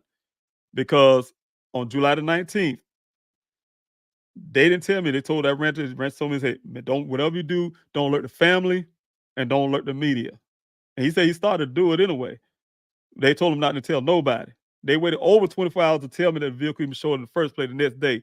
And the next day, when that vehicle showed up, that's when he gave me those theories and about the monk and all kind of stuff. And then he threatened me. I said, man, I need to get out here. I can't look at this vehicle no more. He said, well, you need to get this vehicle out here today. If you don't, we're gonna have it towed out of here, and you're gonna pay storage fees. What kind of crap is that, man? I'm telling you, they wanted that vehicle gone. They gave it to me. That to me, they already turned that vehicle over to me. Then I asked him, I said, sir, can you please, I'm not from Arizona, can you please hold it for at least 3 days? I mean, I'm like I'm begging a grown man. And he said, well, okay, yeah, I'll give you 3 days. But God bless that I had a meeting within those 3 days. And then they ended up holding the vehicle longer because I forced them to do fingerprinting. I asked them for fingerprint. They said they swapped, still willing, whatever. If I hadn't did none of that, didn't have that meeting, that vehicle would have been towed out of there. I would have been some family that took that vehicle out of there, gave it to the creditors or whatever Daniel have. I would have grabbed those clothes they gave me and all that stuff and for safekeeping. And probably took it back to South Carolina. If I didn't know no better, I'm saying, you guys, I didn't. If God didn't intervene, I'd say it was God because I didn't know better. Better. I didn't know what to do with it. I didn't know what safekeeping mean. I just knew not to touch it and to open it. And I gave it to my investigator when I hired him. And he told me, he a police officer. Yep, you know what that mean, right? They felt that there ain't nothing to see here. They told him they wouldn't investigate. That's exactly what they told him. They gave him the black box data. We're not investigating. There ain't nothing to investigate. They came on social media, on their Facebook page, and said, we have no more leads to follow in this case. That's what they said on local news channel and their social media, but then they deleted the post. They ain't deleted because we got it. But I'm just saying, you guys, it's to me, that's what all that stuff to couple together always felt like a cover up from the Buckeye Police Department to me. And some other things I can't talk about in the public. But yeah, it's just so much with this case with my son. That's why nothing makes sense. They report don't make sense. They don't make sense. You know what I'm saying? Stuff like that. So it's a lot don't make sense because and when you say that, the internet detective, it's because of the craziness from that. That's why I want my son's case out of that department. You guys can understand that. That's why I want the FBI to really be into my son's case. Now I really feel this. If you can't even push some of the FBI, there's a glorified cops. If you can't push them to certain levels, even they would look at say, that's the blue. We're not gonna go against the blue. The blue becomes more powerful than your loved one's life. If it's something that another law enforcement agency had to try to make another one look bad somehow, they ain't gonna want to do it. If they had to arrest one of their own, it's gonna be a hard thing for them to do. I'm telling you guys. So you got to kind of push them in the public sphere to make them do what they need to do, the right stuff. So that's what I'm working on right now. All the stuff I'm doing in the background, but in the open area, what I'm doing, you guys. I really need you guys to do a few things, and that's one of the things that mail-in protest to keep them knowing that I ain't lose no support for Daniel because they're gonna remember who Daniel Robinson is, and they're gonna always remember that because what's gonna happen in this case can happen for other families too. Because if you get them to do the right thing, and and bring some changes in that department, that's better for any other family that's coming in the future who may have missing loved ones and they happen to be in the Buckeye Police Department area, their jurisdiction. ARM, thanks so much for being here. Hugs and love. Thanks so much. I really appreciate that. Need those. So I really appreciate that. ME, thanks so much for being here. I'll continue to pray that Daniel is found. Love and prayers for you and your family and friends. Thanks so much. God bless you. Patty, thanks so much for being here. Continue prayers. Thank you for your prayers. I truly appreciate you. Yvonne, thanks so much for being here. Has the coworker taken a lie detector test on the coworker at the job site? I don't think so. Like I said, you guys, only person I know in this whole case, only person I know, and that's why you don't see no language that we interrogated anybody, right? You'll never see that in their report, or we brought so and so into the department. Y'all don't see that in that police report. The whole 100 and something pages, whatever page they did, ain't nothing ever brought Ken Elliott into that department. They just took his word for it. And when I came to them and said, "Well, he said this," they didn't. This is exactly what the response was. "Oh, that's what he said," and that was it. Y'all don't see that in the report, but you can see some bogus. Well, this coworker said that he was at the. I'm like, what I said? What about what I said as a father? What he was acting like 2 days prior when I talked to him, or this, that, blah, blah. They're selective because they want that narrative to be a certain way. So, only person I know to this date that been in the Buckeye Police Department interrogation room is me and my daughter. They literally, and I have a witness to that too. The witness was in the car taking pictures. I keep receipts on everything. Um, they didn't let us come in through the front door. We came to the front of the apartment. They tried to get this other apartment. They had some offshore apartment they got, department or whatever, because their main apartment probably was closed. And they had was going to this other location they got. And we got there. We got out of the car in the front, tried to go through the door, hand the door, and he calls it, "Oh, you need to we're gonna open the gate, you need to come through the back." Okay, well, I seen this guy come through the front, but okay, go to the back. They had to drive around the back where all the little police cars at, locked up in there, whatever, the gate. And they took us to the back. And the back there, they put us in the interrogation room.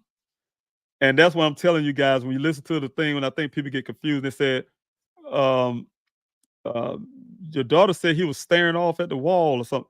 You know how long we had to sit there to try to come up with that?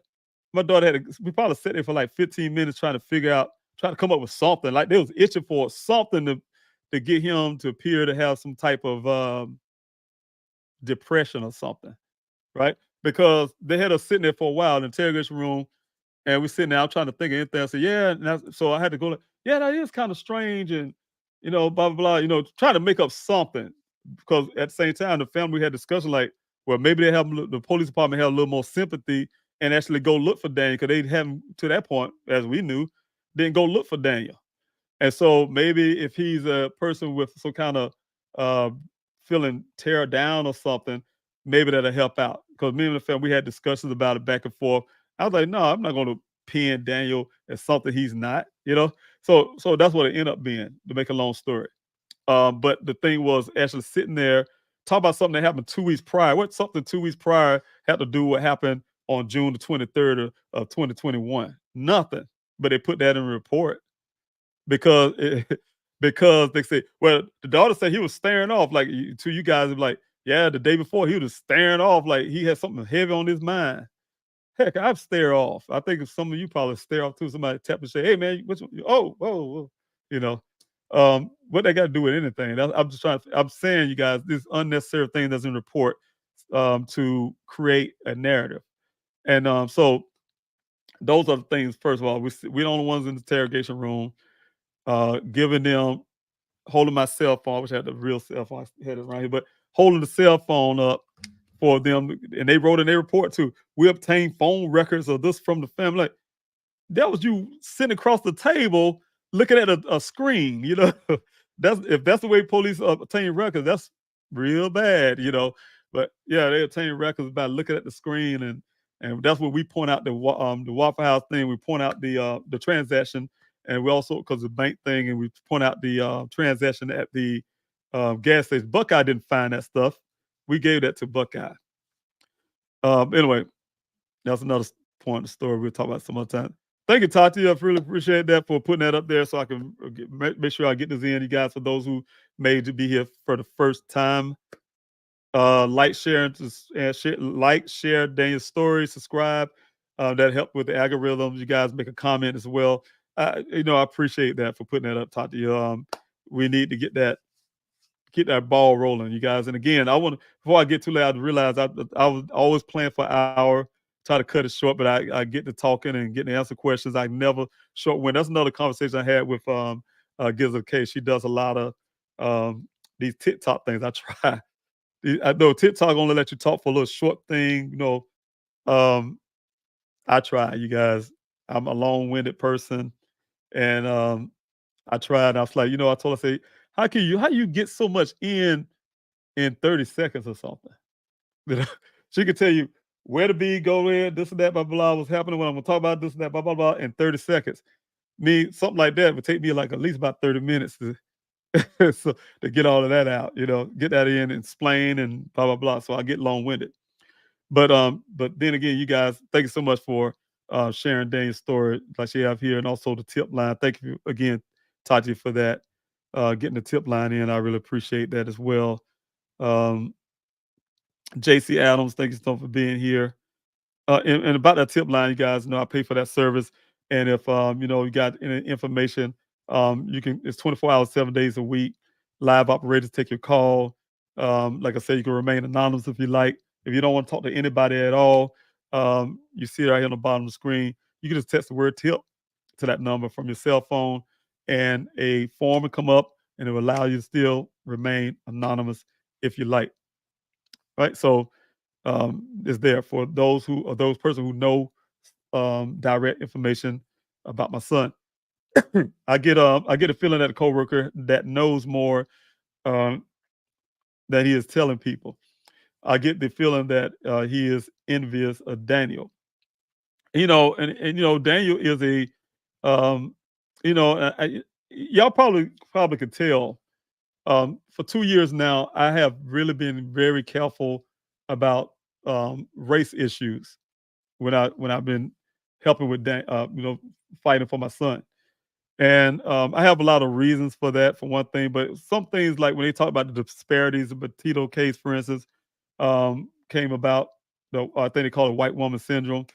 Um, when the people used to ask me all the time, the journalists on these news stories, CNN and News Nation or whoever, um, they asked me. They always seem like they all came and say, "What you think, Mr. Robinson, about disparities and stuff?" And it's funny because as much as I've been and try to avoid the race issue elements of things, you can't avoid it. It's there. It smacks you dead in the face. It smacks me in my own reality that I don't speak about it. A lot of racism happened. Like my daughter, I told you guys a story in Buckeye, was investigating the ground area myself and a black officer and her friend, and we all on the ground. My daughter, we on the ground uh, doing some police detective work in a sense.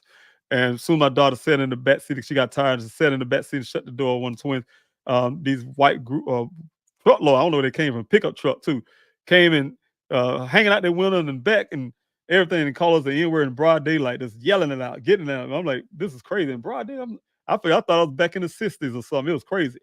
But that's Buckeye, you know. So I was like, so it's a lot of racial elements, not just that. It's a lot of racial elements that I could speak about, and I always try to avoid it. So one thing though I can point out about race, I always think about my son when it comes to his job. Daniel, in his industry of a geologist, you don't find many black geologists, you know, and he's one. And so, this being a young 24-year-old black geologist, doing well for himself, he's not. He don't come from a bad place. He have parents. Though me and his mother's divorced, he come from two loving parents, loving household. Yeah, just the whole dynamic. He got grandparents. He got, this whole network of friends. Just all of it. So we kind of think about that. That could be a cause for a person who probably in that racial element to have some envious things of. So it's possible. So I would look at things like that too sometimes, Yvonne, and you never know. But you know what? The Buckeye Police Department still haven't addressed. I'm telling you guys, they're very selective. They are for whatever their reasons, because they're very selective. Will not tell you where this red transfer paint come from because they haven't found it. My investigator found it. They ain't even tried to look for it. They examined that vehicle and did all of the stuff. He told me, I told you I recorded myself. I'm saying it this way on purpose, you guys. I recorded myself talking to the Buckeye Police Department Detective Biffin, and he explained to me why he didn't do no forensics on that scene. So when I've been telling you guys they didn't do no forensics on that crime scene where that vehicle found out, they haven't. When I told you I had a meeting, I recorded that meeting as well, sitting there with an NAACP member, they haven't. They didn't even try. They tried to give me Daniel stuff. They were done with Stan K. If I left Arizona, like I told you guys, if you guys wasn't donating, you guys want to help me out, I kept my boots on the ground, stayed in Arizona. I even got a small 1-bedroom apartment. I've been there for almost 2 years. If I wasn't there, you guys, I promise you guys, what we do have for Daniel Case and what we got going on right now, the answers we get closer and closer to, it would have never happened. It would have never. Buckeye would have watched. It would have been one of those other cases that have been a cold case in 2021. They would have called Daniel Case. Well, we tried to look for him and whatever. That type deal. I would have been at home in South Carolina, like, hey, y'all heard anything there? He would have been on police, like I say all the time, he would have been sitting back like this, say, oh, yes, Mr. Rob, we out here right now looking for him. Whatever. We out here looking for him now. That's exactly what they'll be doing. I don't know what they're doing, but when I'm in their face and you guys are in their face, you guys are writing, you guys are sending them things in, calling them, whatever the case may be, you make them do stuff. You put a big spotlight on them, and they have to do something. So they don't get no cookie, no credit for what they claim they did in their report. We made them do some things, you guys. I'm telling you. You look at the pattern. And so that's why I'm continuing on this thing. I'm asking you guys to help me do that. And I'm getting to that point. I'm trying to go through these questions and I'm getting that point so I can get off of here. Because that just reminded me where I was really going tonight. And that was the new GoFundMe goal that I'm trying to reach. Okay, let me see if I can pull that up real quick too while I'm talking. But um, the goal I'm trying to reach, you guys, if you guys can go to my let's see, go ahead and put this up right here so you guys can get it there. Let's see here. But anyway, I'm going to share a screen with you guys. Thank you, Anissa, for putting that up there. Please take a few minutes to sign the petition, have your voice heard here. And that's a change.org. And you guys, again, thank you, Anissa, for putting that up. I'm gonna jump off real quick and put this Please Help Find Daniel website up. This is the website, you guys, and what I'm asking you guys again, if you guys can, first of all, a couple things like Anissa said, I don't want to forget nothing here. Sign a petition. Like she said, you hit the petition button. That's important because I'm kind of stuck around that 128 right now. But if you guys can encourage others to do it as well. If you have multiple email addresses, you can do it multiple times. They might ask you to verify. That's one way you can make sure you being recorded. You might have to verify your email. Sometimes they ask change.org, ask you that. Also, they're gonna ask you to donate. Again, they donation and don't have nothing to do with me. Change.org run by donations themselves. But the goal is 150,000 right now. I remember I had probably like 10 signatures, if that. And you guys have been blessing me with your voices. And I'll call you your voices because y'all voices are behind me. Saying everything I'm doing. You guys, if you go down on this change.org, of course, you'll see everything I have done. I had these updates and things like that. Why this petition matters. You'll see all the many updates that I have done in the past. If you check them all out and see if you agree with all the efforts I have been doing from day one, calling for the FBI, FBI requests, FBI denial, second family press conference, justice for geologist Daniel Robinson. It goes on and on, you guys. 2 years worth of updates and stuff. But I need your backing, and I need you guys to put your voice to this petition, because when I go petition the Attorney General's office, for instance, again for the second time, I need your backing on some things as well. So please help find Daniel. Also, again, the volunteer to search that will be utilized again, you guys. Once I I'm trying my best to get the search up this last little bit, because people say, "Well, you still searching."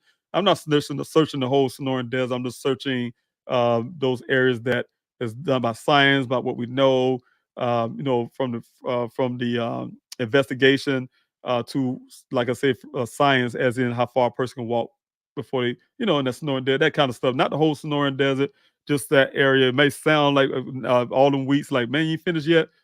The Sonoran Desert is huge, you guys. But this is some things to help you prepare. I wrote a safety briefing here for you guys to go by. That's why I keep try to keep everybody safe.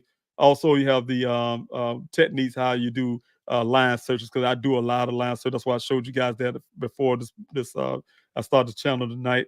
Also, the tips to keep you safe, you guys, because the way you dress, it may seem like, man, I got this long sleeves on, but it's a lot of cat tie out there. You got to make sure you have these boots, or even not necessarily boots, but hard bottom shoes, something a little tougher, because those cat ties be on the ground and they can actually go through your boots if you don't be careful. And so, just certain little things about how to, and she does a really good job. That's why I put that video up there of describing some of those things in the desert. But you actually will be able to also sign up for your flyer distribution and some of the other information, about the search. But the information, when that time comes, this page will be a little different, where you actually can sign up for the search, so I can know who's coming, how many people, things like that. So that'll help me out too as well. Also, the donation button, of course, like I was saying, I want to get to. Did I hit the back button? There we go. Donation button here. This will take you to GoFundMe, and I started this new one here for a $10,000 goal. And it is the same thing I did when I first went to Arizona for the first time. You guys, I started at around the same amount, and that was because I had to look at the total of things that was to be able to remain at the time, along with a couple of my own fundings, of course, you guys. But how to remain, what it would cost me to be able to be in Arizona at the time to fight for my son, and be there. Then, as time went by, when I created my own search, that's when the amount start going up and up as things are needed. Like I told you guys, it's been something that's been ongoing. It's one of those type of things where you kind of do it as you go. Could do it as you go. So it definitely was one of the things that grew. And I think the reason why I started this new one is because I think that sometimes people who could be probably new donors look at it and say, and they're thinking that, oh, that's something that's probably sitting there in an account somewhere that is sitting there, but it's not. These are things that we're actually utilizing as we're going. You guys see, like, the billboards, the flyers, the this, the that, all that stuff adds up over time. So I really appreciate everybody who's been helping. I really appreciate those who already started donating now. So I really appreciate that as well. And also, you have the events button. If we have the Day of Remembrance again, or something like that, or another kind of like visual, or any kind of events, you will hit this event tab and it'll take you to I'll go ahead and click that now. It'll take you to Eventbrite, and you can see some of the past events, but the new upcoming events will be there for you guys if you want to be a part of any event. So we have all the event lists. So these are the ones that we did in the past, the events in the past. So to help other families, and to bring awareness for other families that's out there missing as well. The biggest part is for my son, of course. His father. My first priority is to him, but also to help other families. So again, also volunteer in other ways to help. There's a lot, you guys. So I hope you're bearing in there with me. Volunteer in other ways, and also to print the flyers. And like I said, you guys can request flyers, or you can print them out yourself. PDF is here where you can print them out yourself. That kind of help with resources as well. And like I say, those are $400 a box. It was a little more expensive. I can't remember. We got a little deal, but that help with resources as well. So you guys, and we still getting flyers out. So if you guys want to help like that, you can too. I do say, I said this a couple times, and I know my team don't really like when I do it, but um, you can keep it, like, you can print them how you want to, but I always keep showing this. I made them small like this. This right here is because of, again, I explained it to you guys before. People put it in their pockets and things like that, your pocketbook or stuff like that. So it's easy to carry. They're real durable. You still can hang them up on poles and things like that. But it's also I just designed it for the purpose of trying to help people carry them, make it easier load. Also, the last thing I want to show you guys, and I don't want to forget, is the mail-in protest again. It's still here. And I had some people ask me, like I said, I want to share those pictures with you, but I had other people ask me, is this something that you want me to keep doing or how many times I need to do it? As much as you can. I know it's the same exact PDFs over and over and over and over again, but that's what I have, you guys. It's like a picket sign, and it just need to constantly go in all the time. So whenever you got a little free change or something, you say, "Yeah, I want to throw an envelope with these flyers, one of each these flyers into the mail and send out the Buckeye Police Department and Sheriff's Zone office." Please do so. My goal is my thought would be to get thousands of. Like I say, I need thousands of flyers sent out here weekly to gain attention and keep Danny's case from going cold. You guys, and let them know, hey, I got the backing of the people. So I really my goal is to try to also find church people, some organization that I'm looking for that can help me probably kind of do it in bulk or something. And that way they just constantly sending in, be one of those things, try to get those things going. But I don't have that yet. I don't have the infrastructure yet. So I'm really asking you guys, you can help me get those flyers in the mail. That help me while I'm doing things um, to try to help find my son and and petition law enforcement to do the right things, etc. Because I'm working really hard on that. Also, let's see what I got here. Miss Saring. Daniel was a geologist. You raised an amazing son. Yes, he's a geologist. He's a scientist, and thank you so much. He is an amazing young man. I miss him. I miss him, you guys. It's hard, uh, just not knowing you're not interacting with your child. Only thing I have left is those recorders or voicemail or something. Um, and um, and I'm just saying I'm talking me, his mother, his siblings, his grandparents, you know, this everybody, his friends. I saw one of his friends post on Instagram, and I'll reach out to him. His name is Marcus, and him and Daniel is really close. And he put some things up about missing Daniel as well. So same thing. Thank you, Demetrius, for being. I really appreciate that comment. God bless you on that. Thanks so much. But yeah, he's a wonderful young man, and I miss him. Yvonne, thank you again. Do you want a laser printer? Um, I have a laser printer. I really appreciate that. Um, I think that's what those are laser printers. You got me thinking like those laser printers. But yeah, I do have a laser printer. I do appreciate that offer though. That's really nice of you. Um, and let me see, I'm trying to think about that before I'll tell you what, Yvonne, um, if you can, we could discuss that a little bit more. Please help find Daniel at yahoo.com. That's the best option I have right now. And I'll be looking for uh, your email. And because I need to get on that email and go through those as well. So yeah, if you could do that for me, I really appreciate that. And try to hear more about that. All right, and let's see here.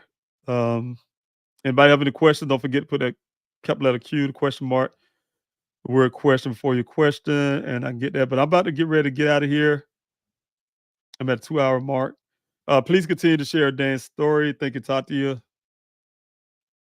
Raniel, thank you so much for being here. Hello, how are you? Doing well.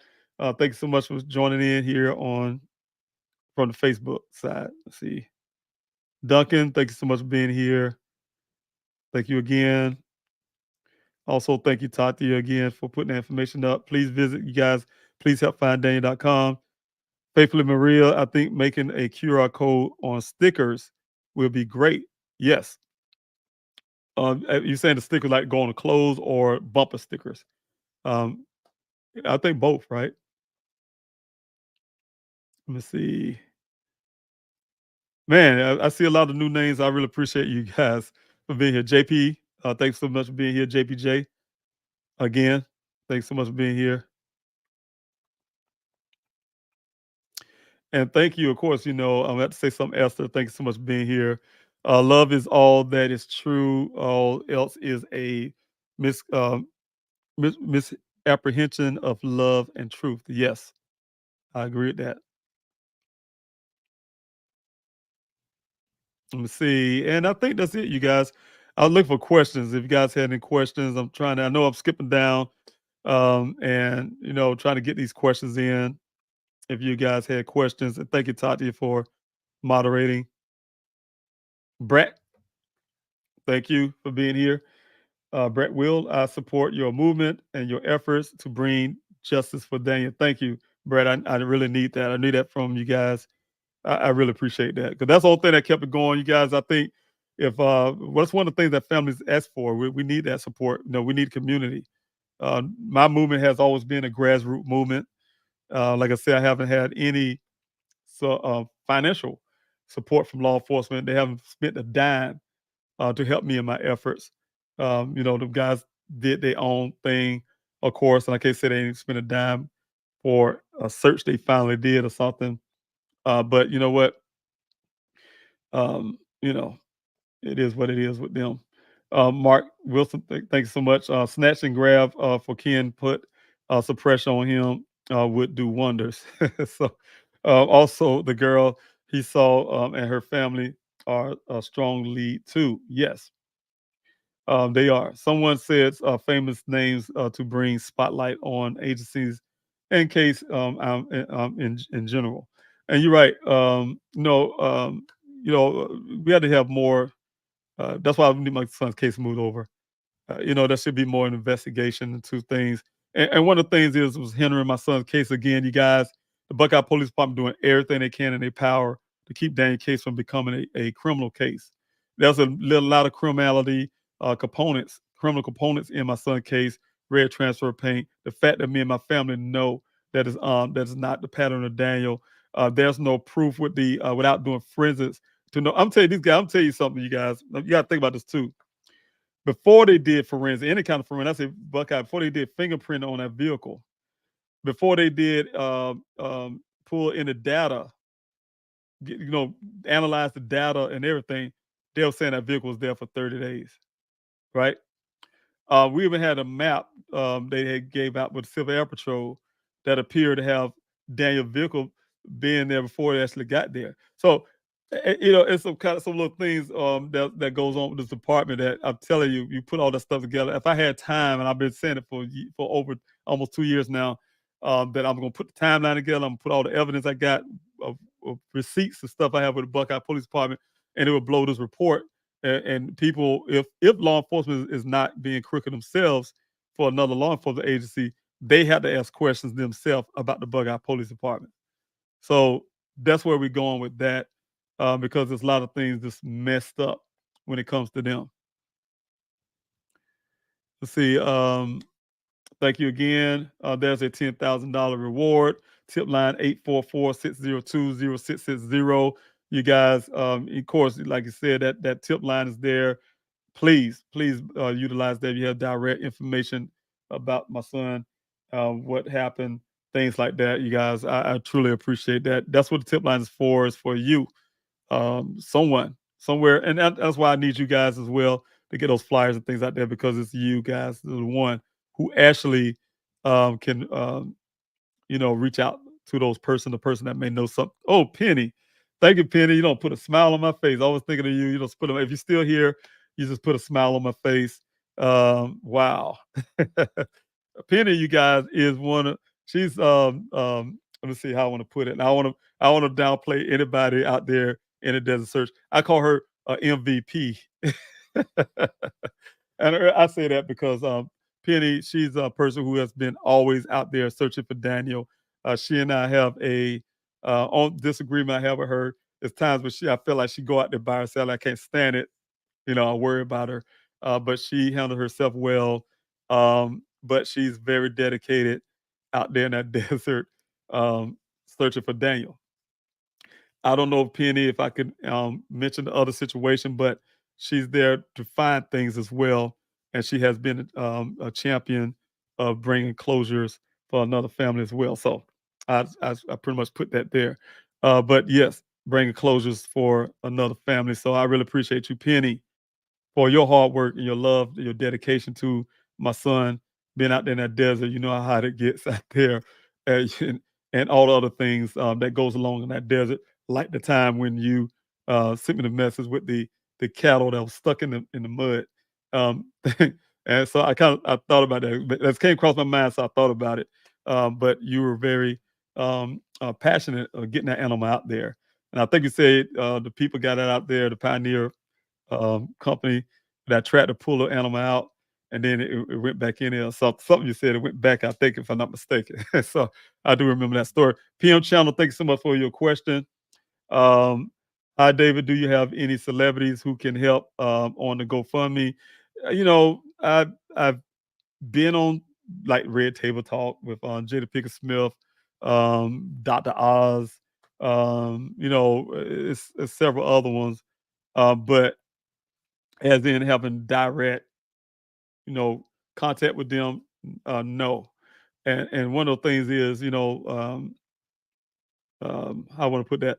I reached out to celebrities. Of course, you can't. A lot of times you can't get directly to them, so you get to. And I told people that go to their friends, and hit them up, and hopefully the friends will say something. But yeah, that'll be a plus, And like I said, for this GoFundMe, that's why I said I was praying today and trying to figure out how I was going to, promote it, and then CBS called me, and I got really happy, excited because I said, hey, look, if I can get this thing on a news organization that will help reach more people who will be willing to donate and help out.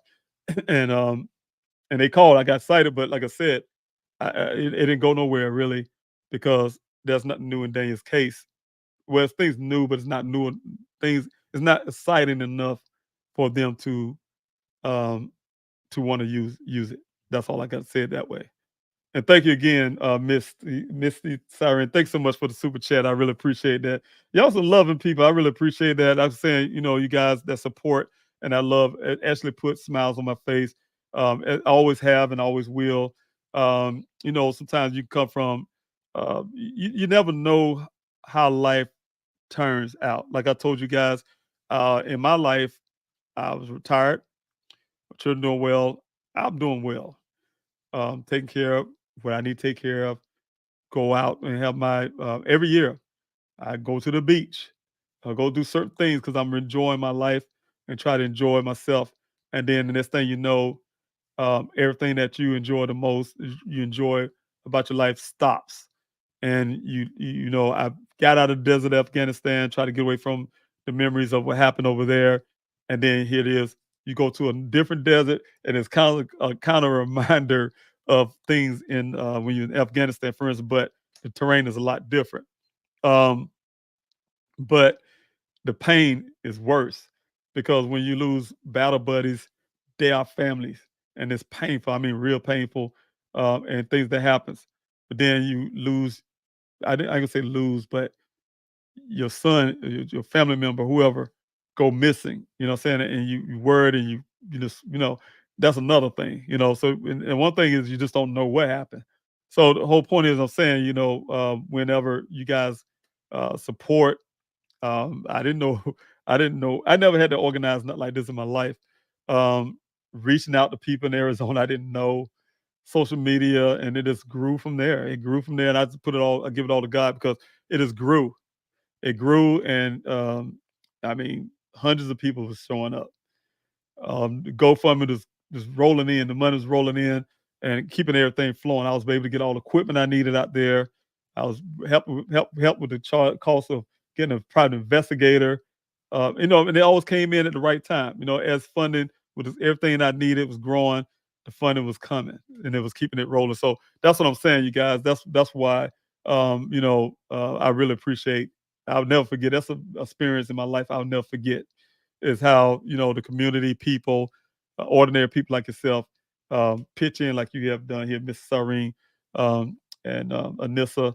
I really appreciate you for everything you guys do.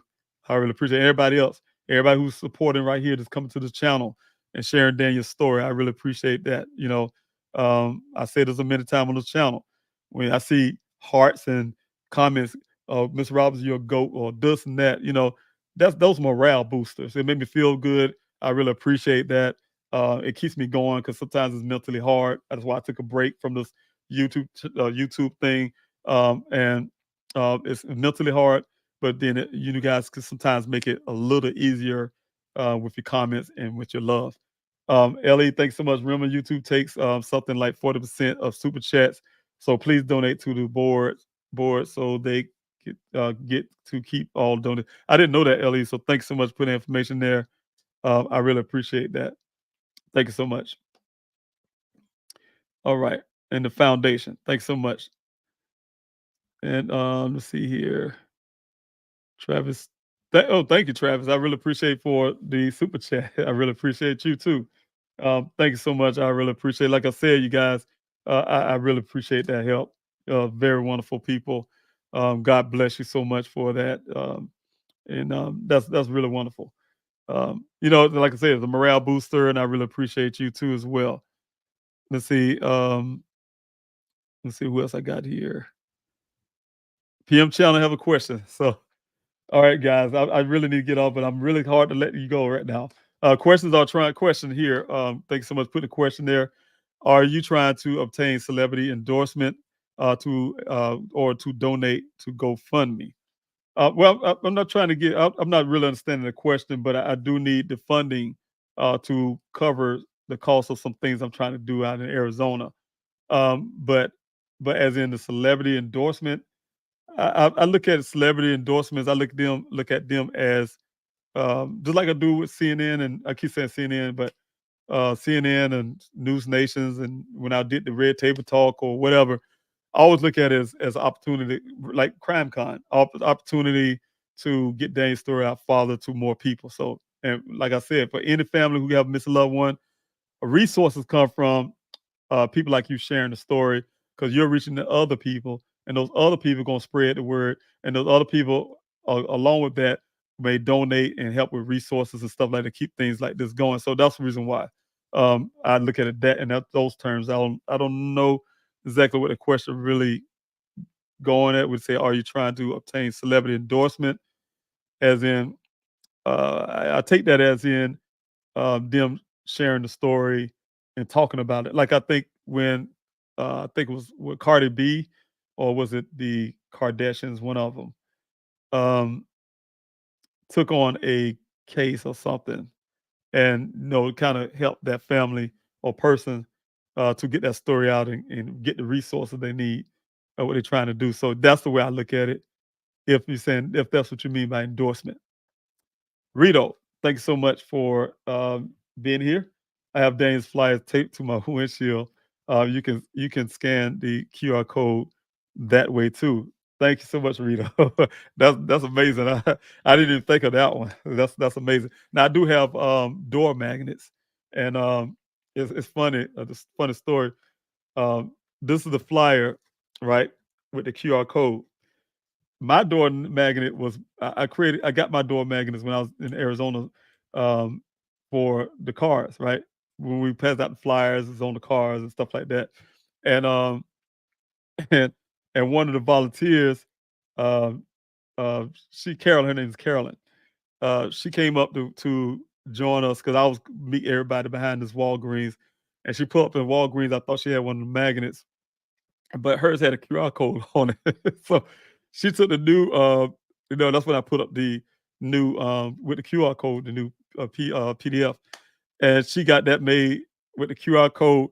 And so people could sit on the side of the car, and while she had a traffic light, use and get that QR code. And I was like, man, how come you had a better door magnet than I have? I didn't have the QR code. People, and it's funny because the door magnets work really well. Many times I forget the door magnets on the car. I'm at a traffic light, and I have 10 on my glass, and the person next to me, they be like just looking real hard, and I thought he'd be trying to look through my. I said they trying to look through my tent, but they be reading the door magnet. I keep forgetting I had door magnet over there, so it's kind of funny, you guys, to see people actually reading at the traffic light. So those door magnets work too. So don't be surprised about looking through your windshield, Rito. Oh, there's Carolyn right here. Carolyn, I'm just talking about you. Isn't that amazing? Hello to you. You also an MVP out there in that desert. So thank you so much for your love, support, and everything you do. Not just the desert, all the flyers that you gave out, the thousands of flyers you gave out as well. And I'll just talk about your door magnet looking better than mine. So, hello, David and the A team. Much love and support to you. And much love, support to you always too. You already know how I feel about that. So thanks so much, Carolyn. I really appreciate, and thanks so much for your service.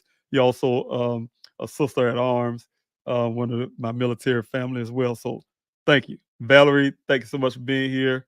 I really appreciate you. Thank you, Tati, for putting information. Almost to the end, you guys. I see I'm at the bottom of this. Um, yeah, I'm coming way down to the bottom here. I don't see no more questions.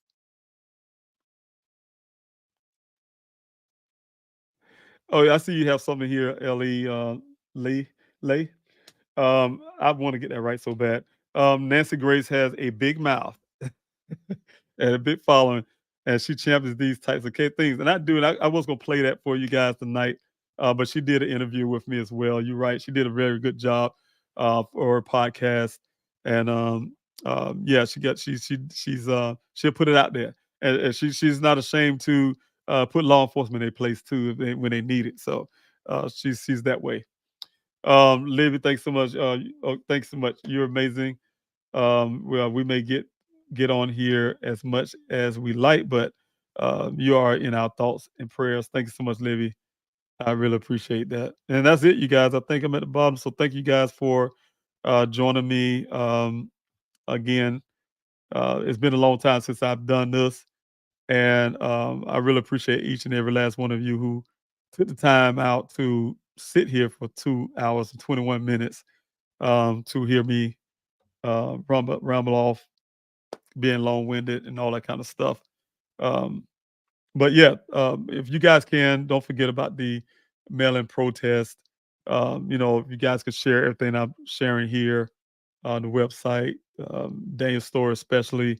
The fact that I'm trying to keep this effort going. So I really need resources, and I really need to keep this thing going. So if you guys can spread the word, share, that helps out a lot. You guys wouldn't believe how sharing is really, like they say, sharing is caring. You wouldn't believe how that really translates to a lot. So um, I guess that'll be it. So take care of yourself, you guys, and I'll catch you next time. I thank you so much for the comments. I see a couple more comments. I'll post those as I'm off of here. Thank you guys. Be blessed, and God bless you and everybody that you love. See you next time.